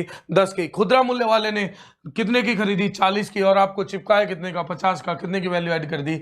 10 की। अब इस पे लगाइए 10% टैक्स। 10 का 10% 1, 10 का 10% 1, 10 का 10% 1, 10 का 10% 1, ये कितना कर हो गया? 5 रुपए कर हो गया। बोलो सही निकला। 50 का 10% कितना होता है? 5। ये इसीलिए वैट लगाया गया और वैट लागू करने वाला हरियाणा भारत का प्रथम राज्य था। कौन सा राज्य था? प्रथम राज्य था। अब इसमें भी कुछ कमियां आई। एक कमी तो ये थी कि कर का छायांकित प्रभाव यहां भी देखने को मिला। जैसे कि विज्ञापन, आटा चक्की वाले ने जो विज्ञापन किया उस पर जो टैक्स लगा, उसके कारण यहां पे भी प्रभाव आया, यहां पे भी प्रभाव आया, यहां पे भी प्रभाव आया। लेकिन उसके अलावा एक और समस्या थी। मान लीजिए एक प्रदेश है यूपी, उत्तर प्रदेश, एक तरफ है हरियाणा। देखो भाई साहब, यहां समझाता हूं कि जीएसटी की आवश्यकता क्यों पड़ी। यूपी में एक कंपनी है, कंपनी है अखिलेश प्राइवेट लिमिटेड। कोई नाराज नहीं होना, यहां पे बिल्कुल साधारण भाषा में आपको चीजें बता रहा हूं, समझाने की कोशिश कर रहा हूं। मेरी कोशिश है कि आपको मैं विस्तार से चीजें समझा के यहां से विदा करूं। अब अखिलेश प्राइवेट लिमिटेड बनाते हैं, एक साइकिल बनाते हैं। क्या बनाते हैं? साइकिल बनाते हैं। इन्होंने साइकिल बनाई 100 रुपए की। कितने रुपए की बनाई? 100 रुपए की साइकिल बना दी। अब 10 रुपए इस पर लग गया उत्पादन शुल्क। और इनके पास हरियाणा का एक लड़का आता है, वो कहता है जी मैं हरियाणा में जाकर ये साइकिल बेचूंगा। तो इन्होंने साइकिल बेची, तो यहां बिक्री कर भी लग गया 10 रुपए। तो तकरीबन 120 रुपए की साइकिल ये हरियाणा में जाती है, और जब हरियाणा में बिकेगी तब भी वहां कर लगेगा। तो ये साइकिल कितने की होगी? 130 रुपए की। अब हरियाणा में ही एक और कंपनी है, खट्टर प्राइवेट लिमिटेड। क्या नाम है? Khattar private limited. इसने भी साइकिल बनाई 100 रुपए की, और ये लेकिन हरियाणा में बेच रहा है। उत्पादन शुल्क लग गया 10, बिक्री शुल्क लग गया 10। हरियाणा की साइकिल हरियाणा में बिकेगी तो कितने की बिकेगी? 120 की बिकेगी। अब यूपी की साइकिल हरियाणा में बिकेगी तो कितने की बिकेगी? 130 की बिकेगी। इससे अंतरराज्य व्यापार पर नकारात्मक प्रभाव पड़ रहा था। इंटरस्टेट ट्रेड पर, अंतरराज्य व्यापार पर बहुत ही अनुकूल प्रभाव नहीं पड़ रहा था, प्रतिकूल प्रभाव पड़ रहा था। There was a negative impact on interstate trade, और इसके कारण भारतीय छोटी छोटी कंपनियां, जो लघु कंपनियां होती थी, इनको बढ़ावा नहीं मिल रहा था। ये अंतरराष्ट्रीय स्तर की कंपनियां नहीं बन पा रही थी। ऐसे में वर्ष आया 2002। वर्ष कौन सा आया? वर्ष आया 2002। 2002 में एक समिति बनती है, विजय केलकर समिति। कौन सी समिति बनी? विजय केलकर समिति बनी। विजय केलकर समिति का गठन किया गया था भारत में प्रत्यक्ष कर एवं अप्रत्यक्ष करों के सुधार के लिए। किसके लिए? एक बार लिख देता हूं, काफी इंपोर्टेंट समिति है। प्रत्यक्ष एवं अप्रत्यक्ष करों के सुधार के लिए, अप्रत्यक्ष करों के सुधार के लिए बनाया गया। ठीक है जी, विजय केलकर समिति। अब विजय केलकर समिति ने 2003 में अपनी रिकमेंडेशन दी, अपने सुझाव दिए। विजय केलकर साहब ने कहा कि यूं है बात कि जितने भी अप्रत्यक्ष कर हैं इनको एकीकृत कर दो। इतने सारे आप कर लगा रहे हो, एक ही वस्तु पर अलग अलग जगह कर लगा रहे हो, उत्पादन पर अलग लगा रहे हो, बिक्री पर अलग लगा रहे हो, आने जाने आयात निर्यात पर कस्टम ड्यूटी अलग लगा रहे हो, सेवा पे अलग लगा रहे हो। क्यों ना इनको एक कर दो, ताकि समझ में भी आए सरकार को कि कर एकत्रित कैसे करना है, कर में किस तरीके से काम करना है। तो इन्होंने कहा कि अप्रत्यक्ष करों को एकीकृत कर दिया जाए। Indirect taxes should be integrated. दूसरी बात इन्होंने कहा कि जो कर होगा, जो अप्रत्यक्ष कर जिसको एक किया जा रहा है, वो मंजिल आधारित कर होगा। कैसा कर होगा? मंजिल आधारित कर होगा। The tax would be destination based tax. Tax would be destination based tax. ये अप्रत्यक्ष कर होगा, मंजिल आधारित कर होगा। लोगों ने पूछा ऐसा कोई कर है क्या? तो इन्होंने कहा कि भैया फ्रांस करों के अंदर बहुत ही अग्रणी है। फ्रांस के अंदर एक नए तरह का कर आया है जिसका नाम है जीएसटी। इन्होंने वस्तु एवं सेवा कर के रिकमेंडेशन दे दी है 2003। लेकिन उसके बाद बहुत सारे अथक प्रयास किए गए, प्रणब मुखर्जी द्वारा, पी चिदम्बरम द्वारा काफी बार बिल भी लाया गया। जब कांग्रेस सरकार जाने वाली थी तब 101वां संविधान संशोधन विधेयक भी लोकसभा में पास हुआ, लेकिन चुनाव हो जाने के कारण सरकार निरस्त हो जाती है। और निरस्त होने के बाद आपको पता ही है, यदि लोकसभा में कोई बिल विधेयक रह जाता है तो वह निरस्त हो जाता है। 2014 में सरकार बदली और सरकार आ गई मोदी जी की सरकार। तो वर्ष 2014 में संसद के समक्ष पेश किया गया 122वां संविधान संशोधन विधेयक। 122वां संविधान संशोधन विधेयक। ध्यान देना मेरी बातों पर। 122nd कॉन्स्टिट्यूशनल अमेंडमेंट बिल पेश किया जाता है भारत की लोकसभा में। काफी अथक प्रयास हुए, काफी सारी लड़ाइयां हुई। मैं फिर बता देता हूं आपको, डायरेक्ट चलता हूं। मई 2016 के लगभग यह लोकसभा और राज्यसभा में भी पास हो जाता है। लोकसभा भी इसे पास कर देती है, राज्यसभा भी इसे पास कर देती है। और 8 सितंबर 2016 के लगभग 8 सितंबर 2016 के लगभग इस बिल पर, इस विधेयक पर हस्ताक्षर हो जाते हैं। किसके हस्ताक्षर हो गए? हस्ताक्षर हो जाते हैं राष्ट्रपति के। President sign date. और आपको पता ही है, जब एक विधेयक पास हो जाता है, लोकसभा, राज्यसभा, राष्ट्रपति उस पर हस्ताक्षर कर दे, ऐसे में वो विधेयक क्या बन जाता है? अधिनियम बन जाता है। तो ये जो 122वां संविधान संशोधन विधेयक था, ये बन जाता है 101वां संविधान संशोधन अधिनियम। क्या बन जाता है? 101वां संविधान संशोधन अधिनियम। याद रखना बच्चे मेरी बात को, कि आपको यदि पूछ लिया जाए जीएसटी का अधिनियम कौन सा था, एक्ट कौन सा था, तो आंसर क्या होगा? 101वां। लेकिन यदि पूछ लिया जाए विधेयक कौन सा था, तो विधेयक था 122वां। याद रहेगा? बोलो हाँ या ना, बोलो हाँ या ना। बिल्कुल बिल्कुल बिल्कुल बिल्कुल।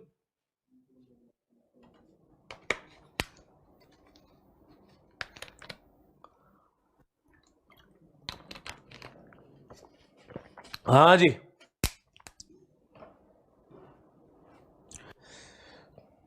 अंकित जी राम राम साहब, राम राम। दीपक, बड़ी हंसी आ रही है। मुस्कान, ये मुस्कान की चमकान कहीं और। शाबाश शाबाश शाबाश, वेरी गुड। जो बच्चे ये सब जवाब दे रहे हैं ना, मुझे बड़ा अच्छा लग रहा है। और जो फालतू की बात कर रहे हैं ना, ये तुम फालतू की बातें करते रहो, मजा नहीं आ रहा। हाँ, वेरी गुड वेरी गुड, याद रह जाएगा। शाबाश भाई मेरे प्यारे दोस्तों, बहुत बहुत बढ़िया। और 1 जुलाई 2017 से, कब से? 1 जुलाई 2017 से जीएसटी संपूर्ण भारत में लागू कर दिया गया। कहाँ लागू कर दिया गया? संपूर्ण भारत में लागू कर दिया गया। कहाँ लागू कर दिया गया? संपूर्ण भारत में लागू कर दिया गया। ये थी जीएसटी, जो कि भारत में आ जाती है 1 जुलाई 2017 से। सर्वप्रथम इसे कौन सा राज्य लागू करता है? असम। बस ये याद रखना। भारत में कौन से राष्ट्र से लिया गया? कनाडा से लिया गया। भारत में जो जीएसटी का मॉडल है, ये कहां से लिया गया है? कनाडा से लिया गया है। क्योंकि भारत की जो राज्य व्यवस्था है, जो क्वासी फेडरल स्ट्रक्चर है, जो अर्ध संघीय जो प्रणाली है भारत की, ये भी कनाडा से ली गई है। ऐसे में ये मॉडल कनाडा से ही अडॉप्ट किया गया। अब बात करते हैं इसमें स्लैब कितनी है। स्लैब मतलब रेट कितने हैं। तो सबसे पहले आता है 0%, फिर आता है 5%, फिर आता है 12%, फिर आता है 18% और फिर आता है 28%। यदि एग्जाम में ये पूछ लिया जाए कि जीएसटी में स्लैब कितने हैं, तो मेरे भाई गलती मत करना। जीएसटी में स्लैब कितने हैं? 5 स्लैब हैं। अच्छा, कुछ लोग ये बताते हैं कि हम 0% को या 0% स्लैब नहीं है, लेकिन ऐसा नहीं है। यूपी के किसी, या शायद मेरे हिसाब से जहां तक मुझे याद है, यूपी पुलिस की परीक्षा में आया, एसएससी के उस साल की परीक्षा में आया ये स्लैब वाला सवाल, और उनकी आंसर की में लिखा था 5 स्लैब। फिर मुझे जिज्ञासा हुई कि 5 स्लैब क्यों बोला जा रहा है, 0% को क्यों बोला जा रहा है। ऐसे में मैंने जीएसटी काउंसिल की वेबसाइट पे जाकर सर्च किया, तो जो लिस्ट थी उसमें 0% भी मेंशन था, और सरकार ने लिखा था 0% का मतलब ये नहीं है कि जीएसटी नहीं लग रहा है, इसका मतलब यह है कि जीएसटी लग तो रहा है लेकिन 0% है। 0% लगता है बेसिक गुड्स पर, मूलभूत आवश्यकताओं पर। जो मूलभूत आवश्यकताएं होती हैं उन पर 0% लगता है। सेवाओं पर 18% लगता है। सेवाओं पर कितना लग रहा है? 18%। यदि आप हमारे यहाँ कोर्स में लेते हैं, या और कोई, आप हॉस्पिटल में जाते हो, आप हॉस्पिटल में जाते हो, होटल के अंदर जाते हो, फोन पर आपको जो टैक्स लगता है वो 18% का लगता है। सेवाओं पर कितना का लगता है? सेवाओं पर यह टैक्स 18% का लगता है। कितने परसेंट का? 18% का लगता है। इसके बाद जो लग्जूरियस आइटम्स आते हैं, जो विलासिता भोग विलास की जो वस्तुएं होती हैं बालक, उस पर जो टैक्स लगता है वो कौन सा लगता है? 28%। सर भोग विलास की चीजें कौन सी चीजें होती हैं? ऐसी चीजें जिन्हें हम खरीदते हैं दिखाने के लिए। अरे भैया घर में ड्राइंग रूम में जाओ किसी के में, बहुत ही महंगी सी पेंटिंग लगा रखी है एक बालक ने, मैं गया था, मुझे उसने बुलाया था और पेंटिंग कुछ ऐसी थी, पेंटिंग में इस तरीके से, मैं कहा भाई ये पेंटिंग कितने की है? उसने कहा जी 5 लाख रुपए की है। मैं कहा यार इसका क्या मतलब है? ये तो 5 लाख का कोई मतलब नहीं निकला। तो उसने कहा जी गुरुजी ऐसी बात है, ये जीवन है और जीवन के में दिल्ली पुलिस आ गया तो जीवन थोड़ा सा नीचे चला गया, तुम पढ़ाने लगे तो वापस उठ गया। हाँ हालांकि मुझे पता था ये बनावटी बात है, ये दिखावटी चीज है। तो भोग विलास की जो वस्तुएं होती हैं उन पर लगता है 28%। ये याद रखिएगा। जीएसटी में स्लैब कितने हैं? 5%। जीएसटी का मॉडल कहां से लिया गया? जीएसटी का मॉडल लिया गया कनाडा से लिया गया। अब बात करते हैं जीएसटी किन पर लागू नहीं होता, जीएसटी किन किन वस्तुओं पर लागू नहीं है। सबसे पहले भैया जीएसटी किस पर नहीं लागू होता? लिकर पर लागू नहीं होता। किस पर नहीं? मानव उपभोग में काम आने वाली मदिरा पर। मदिरा याद करो, अभी बताया था मैंने, काम आने वाली मदिरा पर अभी बताया था मैंने।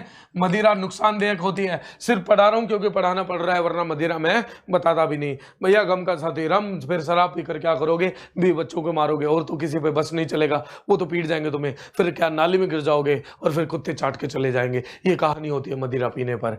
अगला है नारकोटिक्स एंड ड्रग्स।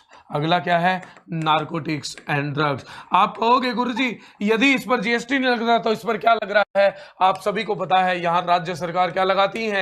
उत्पादन शुल्क लगाती हैं। क्या लगाती हैं? उत्पादन शुल्क लगाती हैं, एक्साइज ड्यूटी लगाती हैं। अगला है सिविल एविएशन फ्यूल, विमान ईंधन। सिविल एविएशन फ्यूल, विमानन जो ईंधन होता है, विमानों में जो ईंधन होता है, इस पर भी जीएसटी लागू नहीं होता। पेट्रोल पर भी जीएसटी लागू नहीं होता। क्यों नहीं होता? क्योंकि इस पर राज्य सरकार वैट लगाती है। देखो यदि आपको किसी चीज को पहचानना हो कि इस पर जीएसटी लग रही है कि नहीं लग रही है, तो 2 राज्यों में रेट देख लेना। यदि दोनों राज्यों में एक है तो जीएसटी लग रहा है, यदि दोनों राज्यों में अलग अलग है तो कोई ना कोई और टैक्स लग रहा है यहां पे।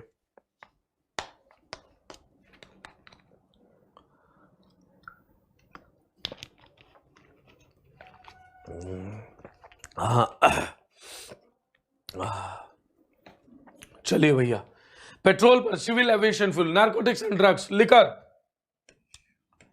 टरबाइन समझते हो?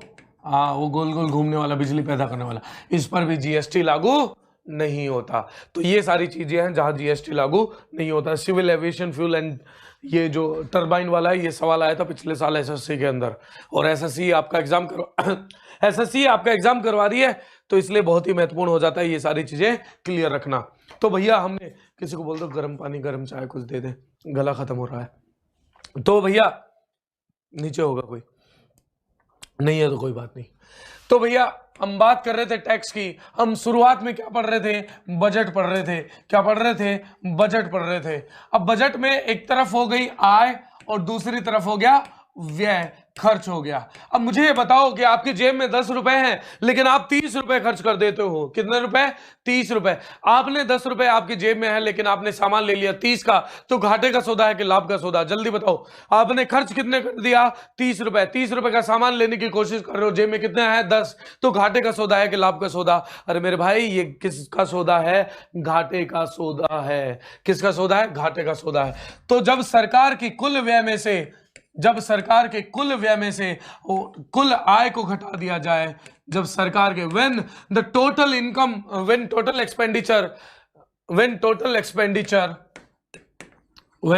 total expenditure is being minused or being deducted by total income of the government, इसका मतलब सरकार को क्या हो गया है? बजट में घाटा हो गया है। इसे कहते हैं बजटीय घाटा। इसे मेरे प्यारे मेरे प्यारे भाई, इसे क्या कहते हैं? बजटीय घाटा। थोड़ा सा बोलने के अंदर दिक्कत हो सकती है क्योंकि आवाज कभी आ रही है कभी जा रही है, ये स्पीकर कभी भी जा सकता है, लेकिन कोई बात नहीं, पढ़ाना मेरा धर्म है। भैया बजटीय घाटा कुल व्यय माइनस कुल आय। अब देखो इस कुल व्यय और आय में ऋण राशि को भी शामिल किया होगा? बोलो हाँ या ना। अरे कमेंट सेक्शन की आवाज यहां तक आनी चाहिए। राशि भी शामिल की होगी। अरे मान लीजिए हमने अमेरिका से लोन लिया, हमने श्रीलंका को लोन दिया, तो वो राशि भी हमने आय और व्यय में लिख दी होगी। बोलो भाई लिखी होगी कि नहीं लिखी होगी? लिखी होगी। लेकिन क्या असल में श्रीलंका से हमने, मान लीजिए अमेरिका से जो हमने लोन लिया हमारी आय है, श्रीलंका को जो लोन दिया वो क्या हमारा व्यय है? असल में नहीं है ना। तो जब कुल व्यय माइनस कुल आय, कुल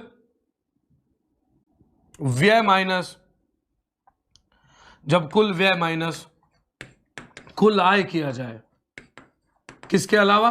ऋण राशि के अलावा, except the borrowings when total expenditure of government of India is reduced from total income of the government, तब हमें पता चलता है कि सरकार की जो तिजोरी थी उसमें कितना घाटा है। तो इसे बोलते हैं राजकोषीय घाटा कहते हैं। इसे क्या कहते हैं? राजकोषीय घाटा कहते हैं, फिस्कल डेफिसिट कहते हैं। क्या कहते हैं? Fiscal deficit. तो फिस्कल डेफिसिट और इसमें किस बात का अंतर हो गया? बजट घाटे में केवल कुल व्यय माइनस कुल आय किया था, राजकोषीय घाटे में क्या किया? कुल व्यय माइनस कुल आय, लेकिन ऋण राशि के अलावा। किसके अलावा? ऋण राशि के अलावा। तो इसे कहेंगे राजकोषीय घाटा। अब देखो, जब ऋण राशि को नहीं शामिल किया, अरे भाई ये तो ना इंसाफी हो जाएगी ना, ऋण राशि को शामिल नहीं किया लेकिन ब्याज को तो शामिल किया होगा ना। ब्याज, अरे भैया ये भी बड़ी चीज है, ब्याज, इंटरेस्ट पेमेंट, ब्याज भुगतान भारत सरकार के सबसे बड़ा व्यय है। सबसे बड़ा व्यय, सबसे बड़ा व्यय। यदि सरकार का कहीं खर्च देखोगे तो सबसे बड़ा व्यय कौन सा है? ब्याज भुगतान। तो जब राजकोषीय घाटे में से, फिस्कल डेफिसिट में से, राजकोषीय घाटे में से आप माइनस कर दो ब्याज भुगतान, when interest payment is deduced from fiscal deficit, तब हमें चलता है असली पता कि असल में सरकार की आय कम है कि नहीं है। तो इसे बोलते हैं प्राथमिक घाटा। उसे क्या कहते हैं?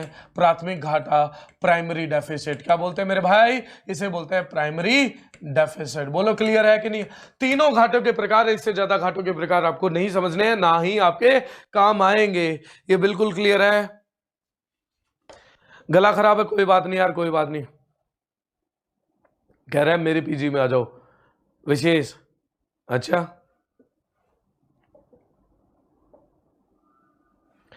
थोड़ा सा रिपीट कर देता हूं भैया। बजट घाटे में हमने देखा कुल व्यय माइनस कुल आय, जितनी सरकार का कुल खर्च था उसमें से सरकार की आय को माइनस कर दिया तो हमें मिला बजट या घाटा। लेकिन हम जो लोन देते और लेते हैं, क्या हमारी असल में आय और व्यय है?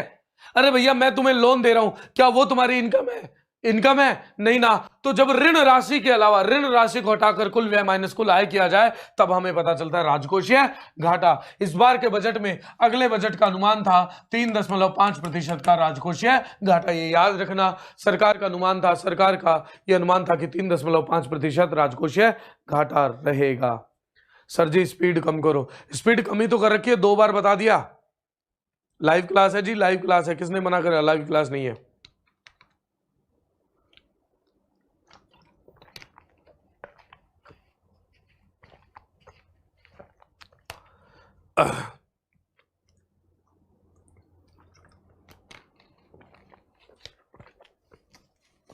अनुपम, ठीक है बच्चे, ठीक है।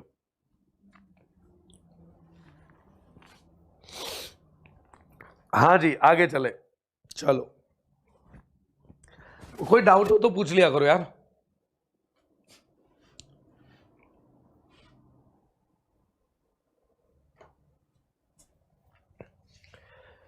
रेस्ट कर लेंगे, कोई नहीं कोई नहीं कोई नहीं यार, इतनी कोई दिक्कत वाली बात नहीं। गला ही तो खराब हुआ है, ठीक हो जाएगा, रात को सोऊंगा, सुबह तक ठीक हो जाएगा। अब एक होता है आम बजट, जनरल बजट, जो केंद्र सरकार पेश करती है। लेकिन जब सरकार का अंतिम कार्यकाल वर्ष हो ना, सरकार का अंतिम वर्ष हो, सरकार का अंतिम कार्यकाल वर्ष, अंतिम कार्यकाल वर्ष मतलब सरकार कितने वर्ष के लिए बनती है? 5 साल के लिए बनती है। सो जब जो 5वां साल हो उसमें जब ये आम बजट पेश किया जाता है तो इसे बोल देते हैं अंतरिम बजट। सिर्फ ये अंतर होता है, इसके अलावा कोई अंतर नहीं होता। इसे बोलते हैं इंटरिम बजट। क्या बोलते हैं मेरे भाई? इसे बोलते हैं इंटरिम बजट। तो अंतरिम बजट क्या होता है? इंटरिम बजट क्या होता है? सरकार के कार्यकाल का अंतिम वर्ष जो होता है उसमें जो बजट आता है उसे बोलते हैं अंतरिम बजट, इंटरिम बजट। बस यहां तक हमारा बजट समाप्त हो जाता है। यह क्या समाप्त हो गया? बजट। चलिए भैया एक नए चैप्टर की तरफ, नए चैप्टर की तलाश में चलते हैं और नया चैप्टर चालू करेंगे, बाजार।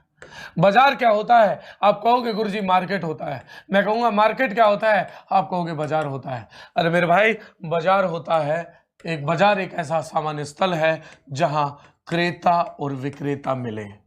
Market is a place where buyers and sellers meet, where buyers and sellers meet, जहां क्रेता और विक्रेता मिलते हैं उसको कहा जाता है बाजार। उसे क्या कहा जाता है? उसे बाजार कहा जाता है। उसे बाजार कहा जाता है। अब हम पढ़ने वाले हैं बाजार का वर्गीकरण, और ये वर्गीकरण किया गया है प्रतिस्पर्धा के आधार पर। किसके आधार पर? प्रतिस्पर्धा के आधार पर। On the basis of competition market कितने पार्ट्स में डिवाइड हो सकता है उसको एक बार हम देख लेते हैं। देखो यहां पे एक टाइटल डाल लेता हूं, एक टेबल बना देता हूं। पहला नेम ऑफ द मार्केट, बाजार का नाम क्या होगा। दूसरा क्रेताओं की संख्या, नंबर ऑफ सेलर्स, ये टेबल मेरे साथ बना लो अपनी कॉपी में। फिर विक्रेताओं की संख्या, नंबर ऑफ सेलर्स,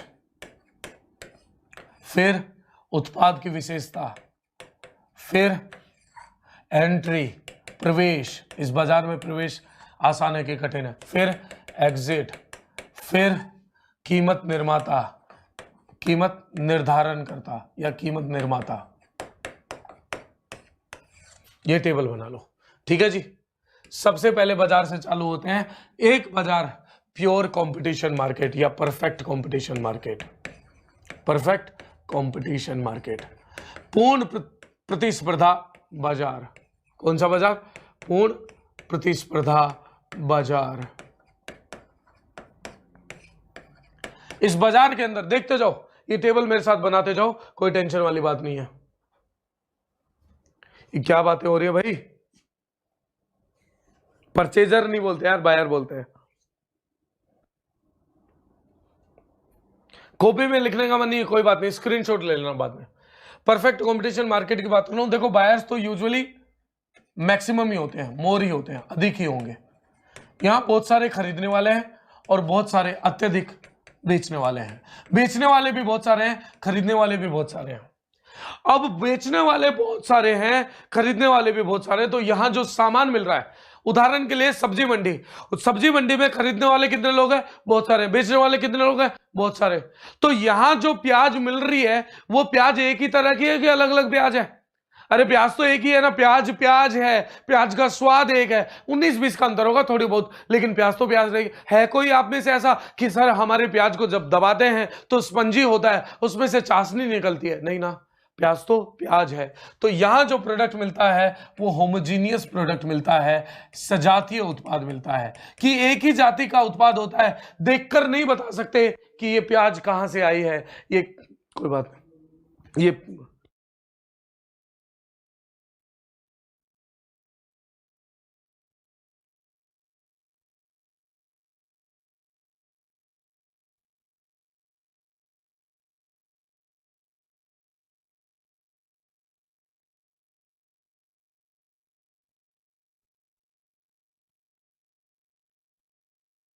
हाँ जी, चलो चलो।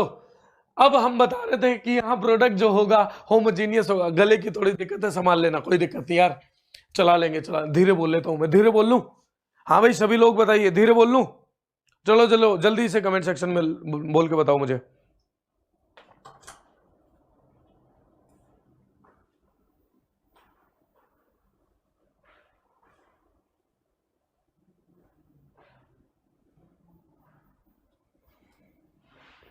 धीरे बोल ले क्या?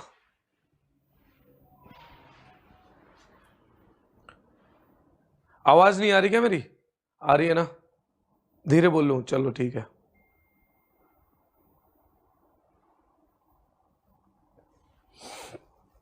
हाँ चलिए। यहाँ जो प्रोडक्ट होता है होमोजीनियस होता है, मतलब एक ही तरह का होगा, अलग अलग नहीं होगा। प्याज प्याज है, मिर्ची मिर्ची है, आप मिर्ची देख के नहीं बता सकते कि ये इस ब्रांड की, ये इस ब्रांड की है। हरी मिर्च है। तो यहाँ इस तरीके का उत्पाद मिलता है। अब ऐसे में आपको कोई ठेला लगाना हो तो मना करेगा? कोई मना नहीं करेगा। एंट्री कैसी है? इजी है। और यहाँ अपना ठेला बंद करना हो तो कोई मना करेगा? इजी है। कीमत निर्माता कौन होगा? मतलब कीमत पर दादागिरी कौन लगाएगा? कीमत, आप यदि आपके ठेले पर 5 लाख रुपए किलो की प्याज बेचोगे, कोई खरीदेगा? नहीं खरीदेगा। यहाँ यहाँ जो खरीदार होगा, जो क्रेता होगा, अठन्नी चवन्नी के लिए लड़ेगा। बोलेगा भैया पीछे वाली दुकान पर 50 पैसे सस्ता मिल रहा है। तो यहाँ कीमत पर दादागिरी चलती है कंज्यूमर की। तो इसलिए बोला जाता है consumer is the price maker. क्या बोला जाता है? Consumer is the price maker. Seller क्या है? यहाँ पे प्राइस टेकर है। विक्रेता कीमत ग्रहण करता होता है, कीमत ग्रहता नहीं होता, कीमत निर्धारक नहीं होता। अगला है परफेक्ट प्योर मोनोपोली। अगला क्या है? प्योर मोनोपोली, पूर्ण एकाधिकार। पूर्ण एकाधिकार। प्योर मोनोपोली के अंदर देखो, क्रेता तो अत्यधिक ही होने हैं। क्रेता कैसे होने? अत्यधिक। विक्रेता यहां सिंगल होता है। सिंगल मतलब ऐसा नहीं कि अकेला, एकल होता है, एक ही है। यहां ज्यादा सिंगल सेलर नहीं है, मतलब ऐसा नहीं है कि यहां शादीशुदा नहीं है, ये एक ही है, सिंगल सेलर है। यहां प्रोडक्ट भी कैसा है? सिंगल है। एंट्री, रेल, कल क्या आप अपनी रेल चला सकते हो? हाँ, छुक छुक छुक छुक, वो खिलौने वाली चला सकते हो, असली वाली नहीं चला सकते। एंट्री यहाँ हार्ड होती है। एग्जिट, कल रेल अपने बंद कर दे? नहीं, बिल्कुल नहीं कर सकता। यहाँ पे प्राइस पे दादागिरी किसकी होगी? सेलर की होगी, क्योंकि सेलर यदि कल 10 रुपए ट्रेन के टिकट बढ़ा दिए जाए तो आप क्या कर सकते हो? आप कुछ नहीं कर सकते हो, आप कुछ नहीं कर सकते हो। इसको बोलते हैं प्योर मोनोपोली। अगला होता है मोनोपोलिस्टिक मार्केट। अगला कौन सा मार्केट होता है? मोनोपोलिस्टिक मार्केट, एकाधिकारी बाजार। हिंदी थोड़ी सी इसकी अलग होती है, एकाधिकारी बाजार। इसमें ये अत्यधिक है, ये भी अत्यधिक है, लेकिन इसमें उत्पाद बिल्कुल अलग होता है। उत्पाद क्या होता है? डिफरेंशिएटेड प्रोडक्ट है। कैसा प्रोडक्ट होता है? डिफरेंशिएटेड, मतलब अजातीय उत्पाद होता है। जात का एक ही होता है, लेकिन काम अलग अलग है, रंग अलग अलग है, सारी चीजें अलग अलग है। उदाहरण के लिए टूथपेस्ट, अरे भैया कोई कह रहा है कि मेरे टूथपेस्ट में नमक है, कोई कह रहा है डेंटिस्ट का सोचा है नंबर 1 ब्रांड, कोई कह रहा है इसको कर डालोगे तो शेर से तीखे दांत हो जाएंगे, दंत कांति, कोई कह रहा है इसको कर डाला तो सुबह सुबह गाना चलेगा, पास आओ पास आओ। अरे चीज तो एक ही है ना, टूथपेस्ट का काम क्या है? दांत साफ करना, लेकिन रंग अलग अलग है, बोलो हाँ या ना। स्वाद अलग अलग है, हाँ या ना। कंपोनेंट अलग अलग है, हाँ या ना। तो इन उत्पादों को बोलते हैं डिफरेंशिएटेड प्रोडक्ट, अजातीय उत्पाद यहां मिलते हैं ये। अब यहां पे तुम्हें किसने बताया कि ये टूथपेस्ट करने से गाना चलेगा, पास आओ पास आओ? ये विज्ञापन ने बताया। यहां विज्ञापन लागत बहुत होती है, बहुत ज्यादा विज्ञापन लागत होगी, इस विज्ञापन लागत अधिक होगी। यहां पे एंट्री करना इसमें आसान है। क्या कल तुम अपनी टूथपेस्ट बेच लोगे? नहीं, थोड़ा सा कठिन पड़ता है। यहां एंट्री थोड़ी सी हार्ड पड़ती है। एग्जिट बहुत इजी है। यहाँ पे कीमत निर्धारक कौन होगा? अगेन सेलर की थोड़ी सी दादागिरी चलेगी। अरे भैया जब दंत कांति 5-10 रुपए बढ़ा दी जाए तो जिसको सुबह सुबह मिट्टी खाने की आदत है तो वो दंत कांति करेगा, इसके अलावा नहीं करेगा। जिसको सुबह सुबह सीमेंट खाने की आदत है तो वो कोलगेट ही करेगा, बाकी कुछ नहीं करेगा। तो ऐसे उत्पाद जिस बाजार में बिकते हैं, जहां पे उत्पाद का नेचर एक ही है, काम का एक ही है। अरे भैया साबुन है, साबुन नहाने का साबुन है, साबुन का काम क्या है? शरीर साफ करना। लेकिन कोई कह रहा है जी इसमें गुलाब है, कोई कह रहा है जी इसमें चंदन है, कोई कह रहा है जी कोमल त्वचा हो जाएगी तुम्हारी। तो ये जो सारे के सारे हैं, रंग में अलग अलग हैं, इनका टेस्ट अलग अलग होगा, इनका काम थोड़ा सा डिफरेंशिएट होगा, लेकिन चीज तो एक ही है। ऐसे उत्पाद के लिए बाजार होता है मोनोपोलिस्टिक मार्केट। यहाँ क्रेता भी अधिक है, विक्रेता भी अत्यधिक है। यहाँ दादागिरी चल रही है सेलर की, एंट्री हार्ड होती है, एग्जिट कठिन होता है, विज्ञापन लागत अधिक होती है। इस टेबल को जल्दी से नोट डाउन कर लो, या इस टेबल का एक स्क्रीनशॉट ले लो। फिर से मैं दूसरे 2 बाजार और बताने हैं मेरे को, एक बाजार और बताऊंगा, फिर आगे चलेंगे। जल्दी से टेक ए स्क्रीनशॉट और फिर मुझे बताइए डन डनाडन, कमेंट सेक्शन में डन डनाडन की बौछार हो जानी चाहिए, फिर आगे चलेंगे।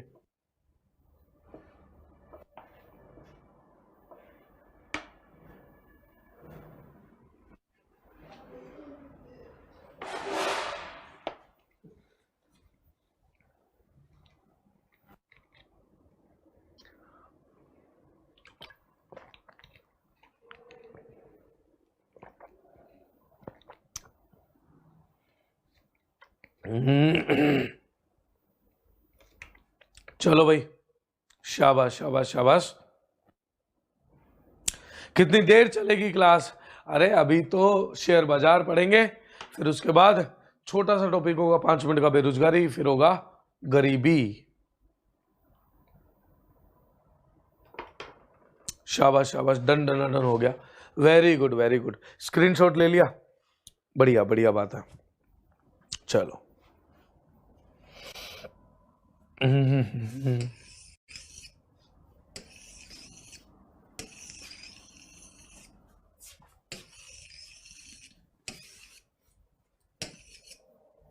चलिए, अगला आता है ओलिगोपोली। ओलिगोपोली, इसे कहते हैं अल्पाधिकारी बाजार। इसमें क्या होता है? बायर्स तो अत्यधिक ही होंगे, जनसंख्या जितनी है ना अत्यधिक ही होंगे। सेलर्स इसमें फ्यू होते हैं, कुछ होते हैं, कुछ विक्रेता होंगे। उदाहरण के लिए मैं एग्जांपल से बताता हूं आपको। उदाहरण के लिए पेट्रोल बेचने वाली कंपनियां, कितनी कंपनियों के पेट्रोल पंप होते हैं? 5-7 होंगे। एचपी होगी, इंडियन होगी, बाकी ये सारी होंगी। तो यहां विक्रेता कुछ है, तो ऐसे में ये क्या करते हैं, यहां संगठन बनाते हैं। इस बाजार की विशेषता होती है कि ये जो मार्केट वाले लोग हैं, ये जो सेलर हैं, ये यूनियन बनाते हैं और यूनियन बना के कहते हैं इससे कम में नहीं बेचना है हमने को, चाहे कुछ भी हो जाए। जैसे गांव मोहल्ले में होता है ना कि 2-4 दुकानें या फोटो खींचने वाली, तो वो यूनियन बना ले, 50 रुपए से कम में फोटो नहीं खींचनी है। तो इस तरीके से इस बाजार में क्रेता अत्यधिक होते हैं, विक्रेता कुछ होते हैं, संगठन बन जाता है। एंट्री इसमें हार्ड होती है, कठिन होती है। एग्जिट भी इसमें कठिन होता है। और इसमें दादागिरी किसकी चलेगी? सेलर की चलेगी, क्योंकि सेलर्स का विक्रेताओं का एक समूह बन जाता है। इसको बोला जाता है कार्टल फॉर्मेशन या कार्टलाइजेशन। बहुत बार परीक्षा में पूछा गया है कि समूहीकरण निम्नलिखित में से किस बाजार की मुख्य विशेषता है? तो याद रखिएगा, समूहीकरण मुख्य विशेषता है अल्पाधिकारी बाजार की, ओलिगोपोली मार्केट की। क्लियर है भाई? सभी को क्लियर है? ये है बाजार का वर्गीकरण on the basis of competition, आधार पर बाजारों का वर्गीकरण। अब मान लीजिए एक आदमी है प्रतीक, रवि। चलो रवि ने कंपनी खोली, रवि प्राइवेट लिमिटेड। क्या खोली? Ravi private limited. अब रवि ने एक कंपनी खोली है दिमाग सही करने की। छोटे दिमाग, मोटे दिमाग, गंदे दिमाग, ये सारे के सारे रवि प्राइवेट लिमिटेड में सुधारे जाते हैं। गंदे दिमाग भी, छोटे दिमाग भी, विकृत दिमाग भी सुधारे जाते हैं रवि के पास।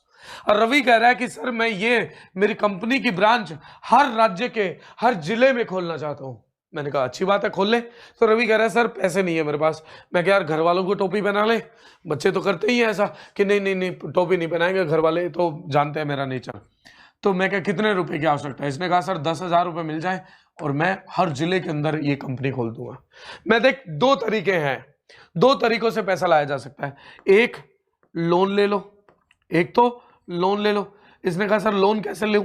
मैंने कहा जी लोन के लिए ऋण पत्र जारी कर, और उनको बोला जाएगा डिबेंचर्स। उनको क्या बोला जाएगा? डिबेंचर्स। एक चीज याद रखना, जो डिबेंचर होल्डर होते हैं, जो डिबेंचर धारक होते हैं, ये कंपनी का मालिक नहीं होते, ये कंपनी को लोन देने वाले लोग होते हैं। जो लोन देता है वो मालिक नहीं होता। इसने कहा सर दूसरा तरीका बताओ। मैंने कहा एक काम कर, ओनरशिप को ट्रांसफर कर दे, ओनरशिप को बेच दे, तेरे मालिकाना हक को बेच दे।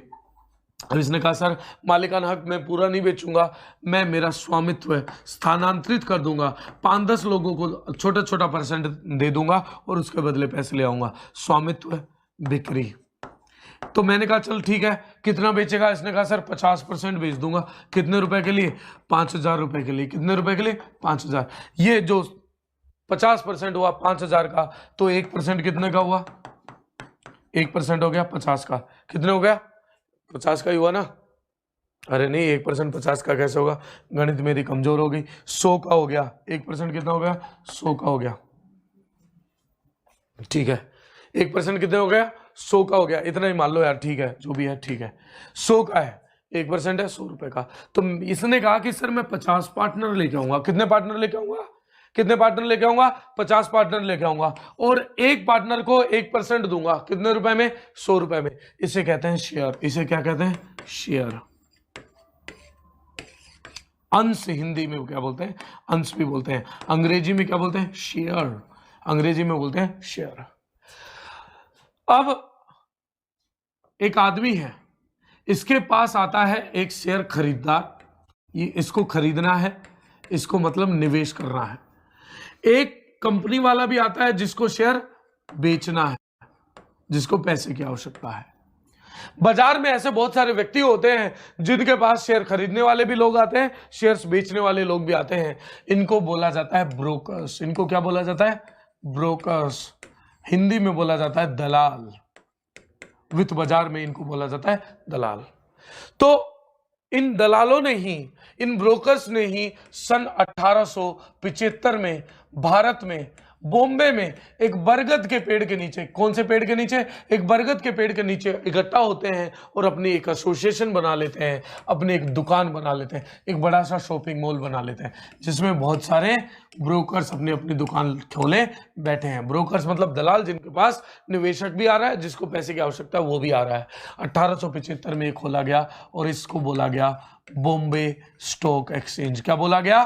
बॉम्बे स्टॉक एक्सचेंज बोला गया। बॉम्बे स्टॉक एक्सचेंज बोला गया। तो स्टॉक एक्सचेंज में कंफ्यूज मत हुआ करो, ना डरा करो। स्टॉक एक्सचेंज क्या होता है? स्टॉक एक्सचेंज होता है एक जगह जहां बहुत सारे दलाल बैठे होंगे, जहां शेयर्स के क्रय एवं विक्रय हो रहा होगा। ये 1875 में खुला। ये एशिया का पहला स्टॉक एक्सचेंज था। किसका? एशिया का प्रथम। इसके बाद बंगाल के अंदर एक नीम के पेड़ के नीचे भी स्टॉक एक्सचेंज खुलता है जिसको बोला गया कलकत्ता स्टॉक एक्सचेंज। ऐसे बहुत सारे स्टॉक एक्सचेंज भी यहां पे थे। अब 1991 में भी खुल जाता है एक नेशनल स्टॉक एक्सचेंज। 1991 में कौन सा खुला? नेशनल स्टॉक एक्सचेंज, राष्ट्रीय स्टॉक एक्सचेंज, एनएससी खुल जाता है। क्यों खुला, कैसे खुला, उसके बारे में हमें चर्चा बिल्कुल भी नहीं करनी है, हमें सिर्फ चैप्टर पढ़ना है अपना। दो हो गए हमारे पास, एक तरफ है बॉम्बे स्टॉक एक्सचेंज, दूसरी तरफ है नेशनल स्टॉक एक्सचेंज। अब हमें कैसे पता चले कि शेयर बाजार में तेजी आई कि मंदी आई है? इसीलिए यहां बनाए गए हैं सूचकांक। क्या बनाए गए हैं? सूचकांक बनाए गए हैं। इसमें बॉम्बे स्टॉक एक्सचेंज के सूचकांक को बोला जाता है सेंसेक्स। क्या बोला जाता है? सेंसेक्स। सेंसिटिव इंडेक्स, संवेदनशील सूचकांक भी बोला जाता है। कैसे कैलकुलेट होता है वो भी मैं बता दूंगा। एनएससी के सूचकांक को बोला जाता है निफ्टी। क्या बोला जाता है? निफ्टी। अब देखो, बॉम्बे स्टॉक एक्सचेंज में लगभग 10,000 के करीबन कंपनियां हैं, नेशनल स्टॉक एक्सचेंज में लगभग 3,000 के लगभग कंपनियां।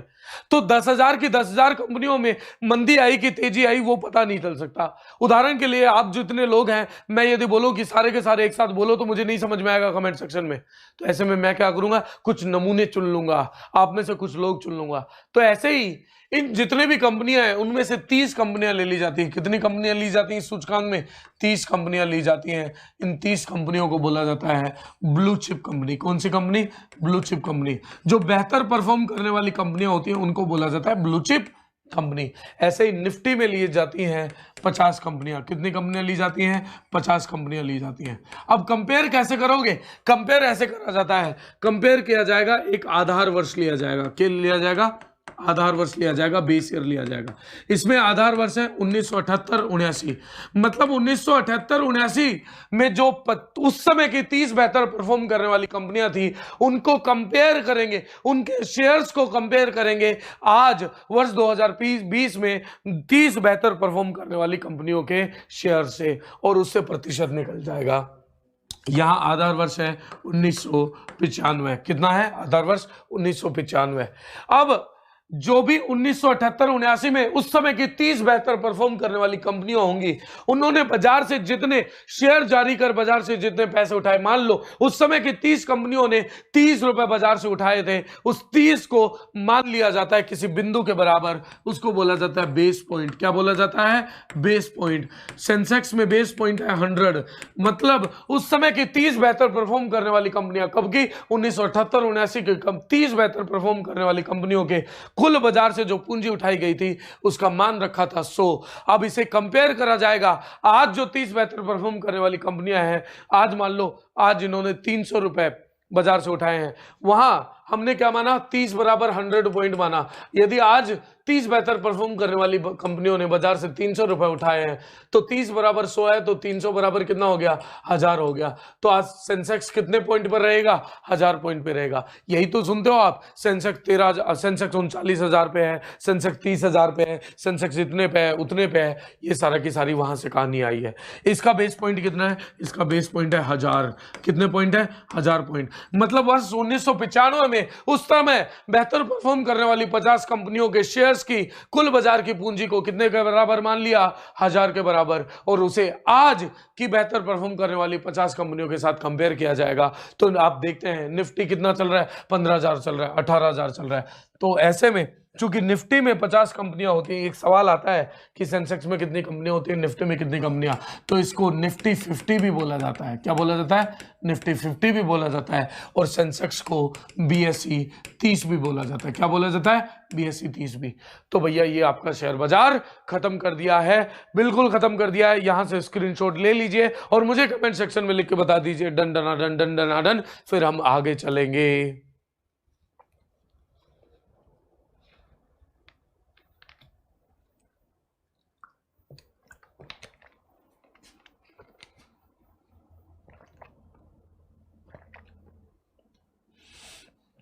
हाँ जी, हाँ जी, बोलो बोलो बोलो।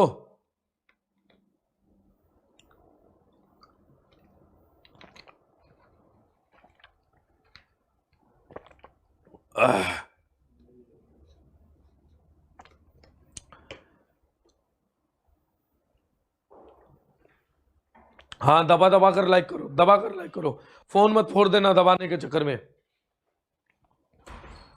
मजा आ गया, अरे शाबाश शाबाश, वेरी गुड। कोई डाउट हो तो बोल दिया करो यार, दोबारा बता दूंगा मैं। डन डन डन, वेरी गुड।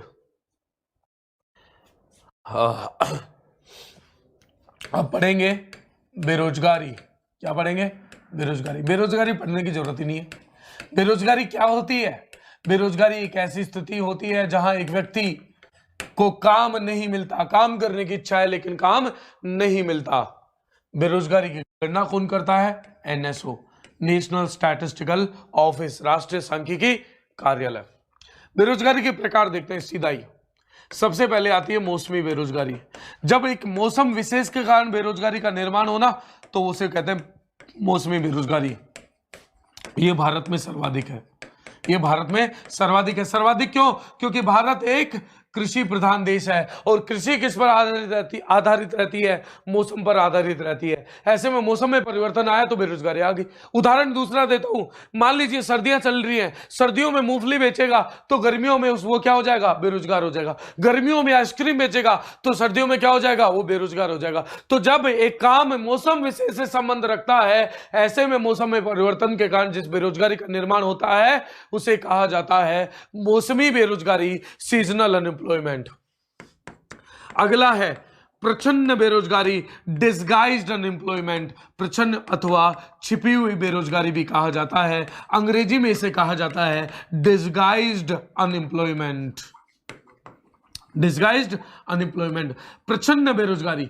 ये बेरोजगारी क्या है, इसे समझिए। मान लीजिए एक खेत है लेकिन इस पर सर्वाधिक उत्पादन के लिए 2 लोगों की आवश्यकता है। कितने लोगों की, 2 लोगों से इसमें अधिकतम उत्पादन हो जाएगा। लेकिन क्यों, चूंकि भारतीय समाज की परिस्थितियां, भारत समाज की स्थिति ऐसी है कि परिवार में जितने लोग होंगे वो इसी पर केंद्रित होंगे। मान लीजिए परिवार में 6 लोग हैं तो 6 के 6 लोग इस खेत पर आधारित हो जाएंगे, 6 के 6 इस पर आधारित होंगे।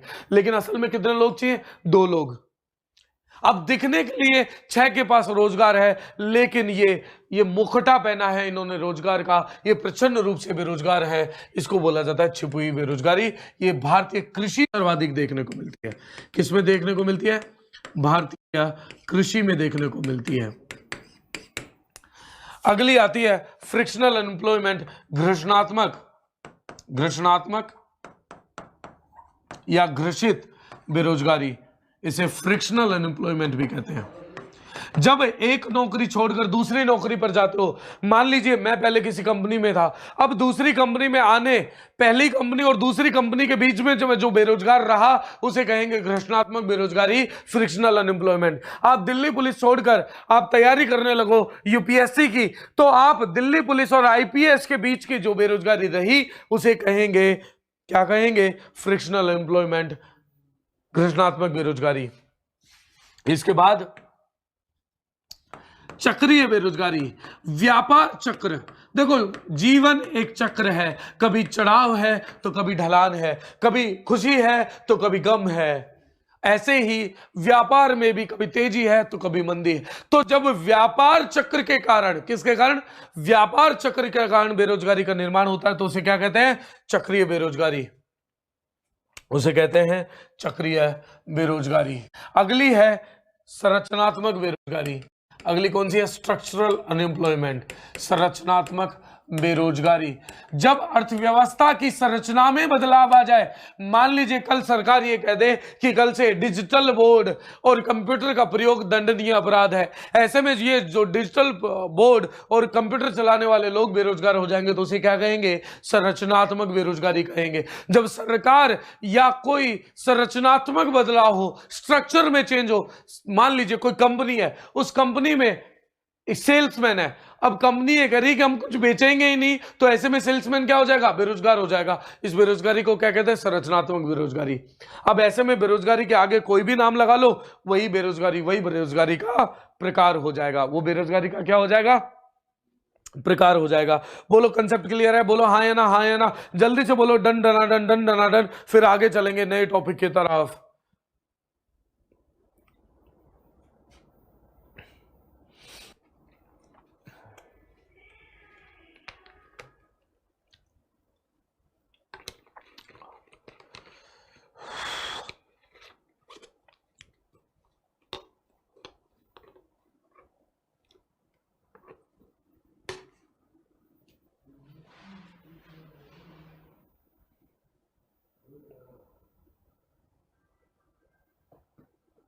चलिए जी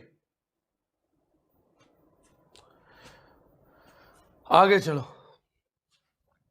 आगे है गरीबी, पॉवर्टी।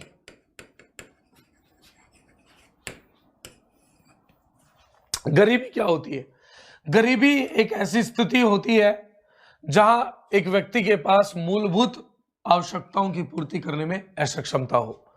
गरीबी की गणना समय समय पर नीति आयोग करता है, उससे पहले योजना आयोग करता था, हालांकि नीति आयोग ने तो अभी तक नहीं की। गरीबी के दो प्रकार होते हैं। कितने प्रकार? दो प्रकार। जिंदगी में रास्ते कितने? दो रास्ते, या तो मैराथन ले लो या घर बैठ जाओ, सो जाओ गला खराब करके। नहीं ना, मैराथन लेनी है, पूरा टॉपिक करना है, इसके बाद अपनी इकोनॉमिक्स खत्म होने वाली है, तो थोड़ा सा और सब्र रखिए, बैठिए मेरे साथ, कुछ बातें करेंगे, कुछ जोश वाली बातें करेंगे, अच्छी बातें करेंगे, मीठी बातें करेंगे। थोड़ी देर और रुको। हाँ, ये जो कह रहे हैं ना मैं जा रहा हूं, भैया जाओ तुम यार, तुम्हें जब सोना ही तो सो लो, फिर क्या काहे दिल्ली पुलिस करनी है यार, जब इतनी नींद आ रही है तो। गरीबी दो प्रकार की होती है। एक होती है निरपेक्ष गरीबी। कौन सी गरीबी?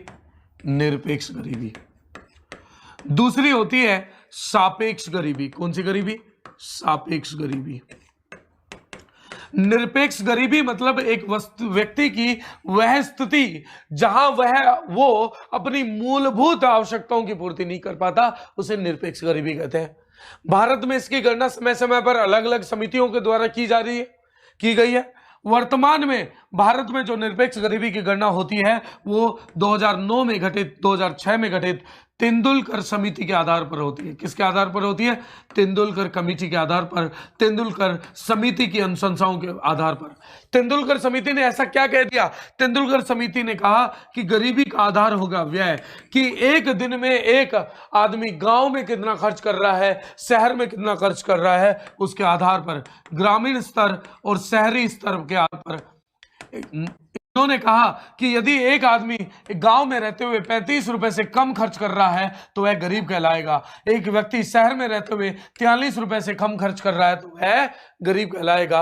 ये तेंदुलकर समिति के आधार पर वर्तमान में भारत में गरीबी की गणना की जाती है। ये बहुत बार सवाल पूछा गया है कि भारत में वर्तमान में गरीबी की गणना किस आधार पर की जाती है। ऑप्शन में आता है कैलोरी, ऑप्शन में आता है आय, ऑप्शन में आता है व्यय। तुम्हें लगता है माथा चलता है, तुम्हारा दिमाग चलता है, तुम कहते हो यार तीनों ही आ रहे हैं। तो नहीं, वर्तमान में व्यय के आधार पर, उपभोक्ता व्यय के आधार पर भारत में गरीबी की गणना तय की जाती है। और ये समिति कौन सी है? तेंदुलकर समिति। और तेंदुलकर समिति ने क्या कहा? ये रायता जो फैला है आपको पता ही है, ये याद करने की आवश्यकता भी नहीं है। अब आ जाते हैं सापेक्ष गरीबी पर। सापेक्ष गरीबी को समझाया एक आदमी था लोरेंज करके। क्या नाम था? Lorentz, Maxo Lorentz. लोरेंज साहब ने ये कहा कि भैया ये देखो ग्राफ देखो। लोरेंज साहब ने एक ग्राफ बना दिया और इसके 40 डिग्री पर एक सीधी रेखा खींच दी और इसको कहा निरपेक्ष समानता रेखा। क्या कहा दिया? निरपेक्ष समानता रेखा कह दिया, एब्सोल्यूट इक्वलिटी लाइन कह दिया। इसको बोला एक्स एक्सिस, इसको बोला वाई एक्सिस। यहां रख दी जनसंख्या और यहां रख दी वाई एक्सिस पे रख दी कुल लोगों की आय। तो मतलब इक्वल लोगों के पास इक्वल आय, इक्वल लोगों के पास इक्वल आय, इक्वल लोगों के पास इक्वल आय। तो इन्होंने कहा कि एक देश यदि कुल जनसंख्या के पास कुल आय बराबर है, मतलब जितने प्रतिशत 5% जनसंख्या के पास 5% आय है, तो उस देश में निरपेक्ष समानता रहेगी, वहां देश में सब लोग समान रहेंगे। लेकिन क्या असल में यह पॉसिबल है? नहीं। असल में तो लोग जितने भी देश अपनी अपनी रेखा खींचेंगे वो इसके नीचे होंगे। उसने कहा कि भैया अपनी अपनी रेखा खींच लो और देख लो निरपेक्ष समानता रेखा से कितना दूर हो। जो देश इससे जितना दूर रहेगा उसमें उतना ही विकास कम रहेगा। यहां आने वाला राष्ट्र, इस लाइन पे आने वाला राष्ट्र क्या कहलाएगा? अविकसित राष्ट्र कहलाएगा, अंडर डेवलप कंट्री कहलाएगा। यहां आने वाला राष्ट्र क्या कहलाएगा? विकासशील राष्ट्र कहलाएगा। यहां आने वाला कंट्री क्या कहलाएगा? विकसित राष्ट्र कहलाएगा। और क्या कोई कंट्री यहां आ सकती है? बिल्कुल नहीं, नहीं, नहीं आ सकती। और उन्होंने कहा जो भी आप ये खींचोगे ये आपका लोरेंज वक्र होगा। ये क्या होगा? लोरेंज वक्र कहलाएगा। ये कहलाएगा लोरेंज कर्व। तो सवाल सिर्फ एक बन जाता है, लोरेंज वक्र क्या दिखाता है? लोरेंज वक्र किसी भी राष्ट्र में आय में असमानता दिखाता है, या आय में वितरण दिखाता है, या आय में समानता दिखाता है, या आय में असमानता दिखाता है। सारी चीजें दिखा रहा है। अरे भैया जब आय में समानता दिखा दी तो आय में असमानता भी आ गई, आय में वितरण भी आ गया। तो सिंपल सा एक वन लाइनर सा स्वीट सा क्यूट सा सवाल बन जाता है कि लोरेंज वक्र क्या दिखाता है? लोरेंज वक्र दिखाता है आय में वितरण, आय में समानता, आय में असमानता दिखाता है। बहुत ही स्वीट सी बात कह दी, इससे ज्यादा मैं इनसे कोई उम्मीद नहीं रख रहा हूं। इसके बाद एक और अलग आदमी आता है, विचित्र आदमी आता है, कोराडो गिनी। क्या नाम था इसका? कोराडो गिनी नाम था। कोराडो गिनी ने कहा कि ये देखो, मान लो कोई कंट्री यहां है, लेकिन आपने तो सर ये कर्व बताया है, अब कितना दूर है इस रेखा से, ये कैसे निकाला जाए? तो भैया ये गणित के मास्टर पे गए और गणित के मास्टर से पूछा। गणित के मास्टर ने कहा कि ज्यामिति मैंने पढ़ी है, इसका यदि गुणांक निकाल दूं, इसका यदि कोफिशिएंट निकाल दूं तो मेरी आंसर आ जाएगा। मैंने कहा भैया निकाल के बताओ। मान लो ये एक देश यहां पे है, तो उसने कहा सर जो कवर कर लिया पहले उसे आप ऐसे कर दो, जो कवर करना है उसे अलग रंग में भर दो। उसे किस रंग में? इस रंग में भर दो। इसको बोल दिया मैंने ए, इसको बोल दिया मैंने बी। अब यदि जो मुझे अचीव करना है, कितना अचीव करना है? यहां से मुझे कहां जाना है? इस देश को यहां जाना है। जो मुझे अचीव करना है उसको मैं डिवाइड कर दूं कुल एरिया से, तो मुझे कोफिशिएंट आ जाएगा, गुणांक आ जाएगा। 0 डिग्री से कितना दूर है? 0 और 1 के बीच इसका मान आ जाएगा, तो इसे बोला गया गिनी कोफिशिएंट। क्या बोला गया? गिनी कोफिशिएंट, गिनी गुणांक आ जाएगा। तो सवाल दूसरा ये क्यूट सा स्वीट सा और पप्पू सा सवाल बनता है, गिनी गुणांक क्या दिखाता है? आपसे कभी कैलकुलेट नहीं करवाएगा, आपसे सिर्फ ये बोला जाएगा कि गिनी गुणांक क्या दिखाता है। तो गिनी गुणांक भी यही दिखाता है, आय में वितरण दिखाता है, आय में समानता दिखाता है, आय में असमानता दिखाता है, इसके अलावा नहीं दिखाता। सिंपल है, ये हो गई आपकी अर्थशास्त्र स्वाहा, खत्म हो गई अर्थशास्त्र। अभी भी आपको कोई भी दिक्कत हो, कैसी भी कोई दिक्कत हो, ये मुझे लिखकर जरूर बताइएगा और कमेंट करिएगा। क्लास कैसी लगी ये बिल्कुल जरूर से बताइएगा। जाते जाते दो बात मैं आपको बता दूं, देखो अर्थशास्त्र खत्म हो गया। ये क्लास चल रही थी दिल्ली पुलिस की मैराथन के अंदर मैं जरूरी नहीं कि छोटी छोटी चीजों को समय दे पाऊं, तो इसीलिए मैंने आपको सही समय में उचित चीजें मैंने बता दी हैं। बाकी कुछ लोग बच्चे घबरा रहे हैं, घबराने की कतई जरूरत नहीं है। देखो समस्या एक चीज की होती है, समस्या ये होती है कि जब हम ज्यादा चीजें सोचते हैं ना तो वो चीजें खराब होती है। अरे आपका लक्ष्य जो है उस पर ध्यान दो। अब यदि आप ये कहो सोचोगे कि इस लक्ष्य को प्राप्त नहीं कर पाऊंगा या कैसे कर पाऊंगा, इसका मतलब खुद में डाउट है। खुद में डाउट कभी मत रखना, वरना ये लक्ष्य यदि या तो मिलेगा नहीं, और मिलेगा तो फिर तुक्के से मिलेगा, वो चीज आपको चाहिए भी नहीं। तो यदि लक्ष्य डाल लिया दिल्ली पुलिस, तो दिल्ली पुलिस पर सकारात्मक रूप से रहे। ये ना सोचे कि ये मिलेगा कि नहीं, कि ये, क्योंकि दिमाग जो है ऐसे ही काम करता है। नहीं आ गया तो नकारात्मक सोच आएगी, दिमाग खराब होगा, पढ़ाई में दिल नहीं लगेगा, और ये जो कमेंट सेक्शन में फालतू की बातें कर रहे हो ये करने लगोगे। इसीलिए ध्यान दे, इस बात को हमेशा ध्यान में रखें। कोई भी दुनिया में कोई परीक्षा हो, सकारात्मक सोच के साथ रहें। और बाकी तुम्हारा भाई तुम्हारे साथ है, मैं एग्जामपुर तुम्हारे साथ है। जब भी कोई डाउट हो एग्जामपुर पर बता दो, मुझे वो लोग बता देंगे और मैं आपके सामने उस समस्या को लेकर वापस आ जाऊंगा। बाकी सभी लोगों का धन्यवाद भैया, मेरी मैराथन बहुत ही अच्छी चलाई आप लोगों ने, सभी लोगों का धन्यवाद। बहुत सारा प्यार मिला है। सोच रहा हूं कि अगली बार जब किसी और चीज के लिए आऊं तो मुझे इससे भी ज्यादा आप लोग प्यार दोगे। और इसी के साथ साथ मैं कह रहा हूं कि एग्जामपुर पे आता रहिए। शेयर एंड सब्सक्राइब तो तुमने कर ही लिया होगा, पहले से कर रखा होगा, नहीं करा तो कर लो। और इसी तरीके से हमारी क्लासें चलते रहेंगे। और अब अपना ख्याल रखिएगा। हो सकता है मैं 1 दिन बाद में मिलूं, 2 दिन बाद में मिलूं, तब तक के लिए धन्यवाद। ध्यान रखिएगा अपना और कोरोना से दूर रहिएगा। दिल्ली पुलिस फतेह करनी है। थैंक यू सो मच, धन्यवाद।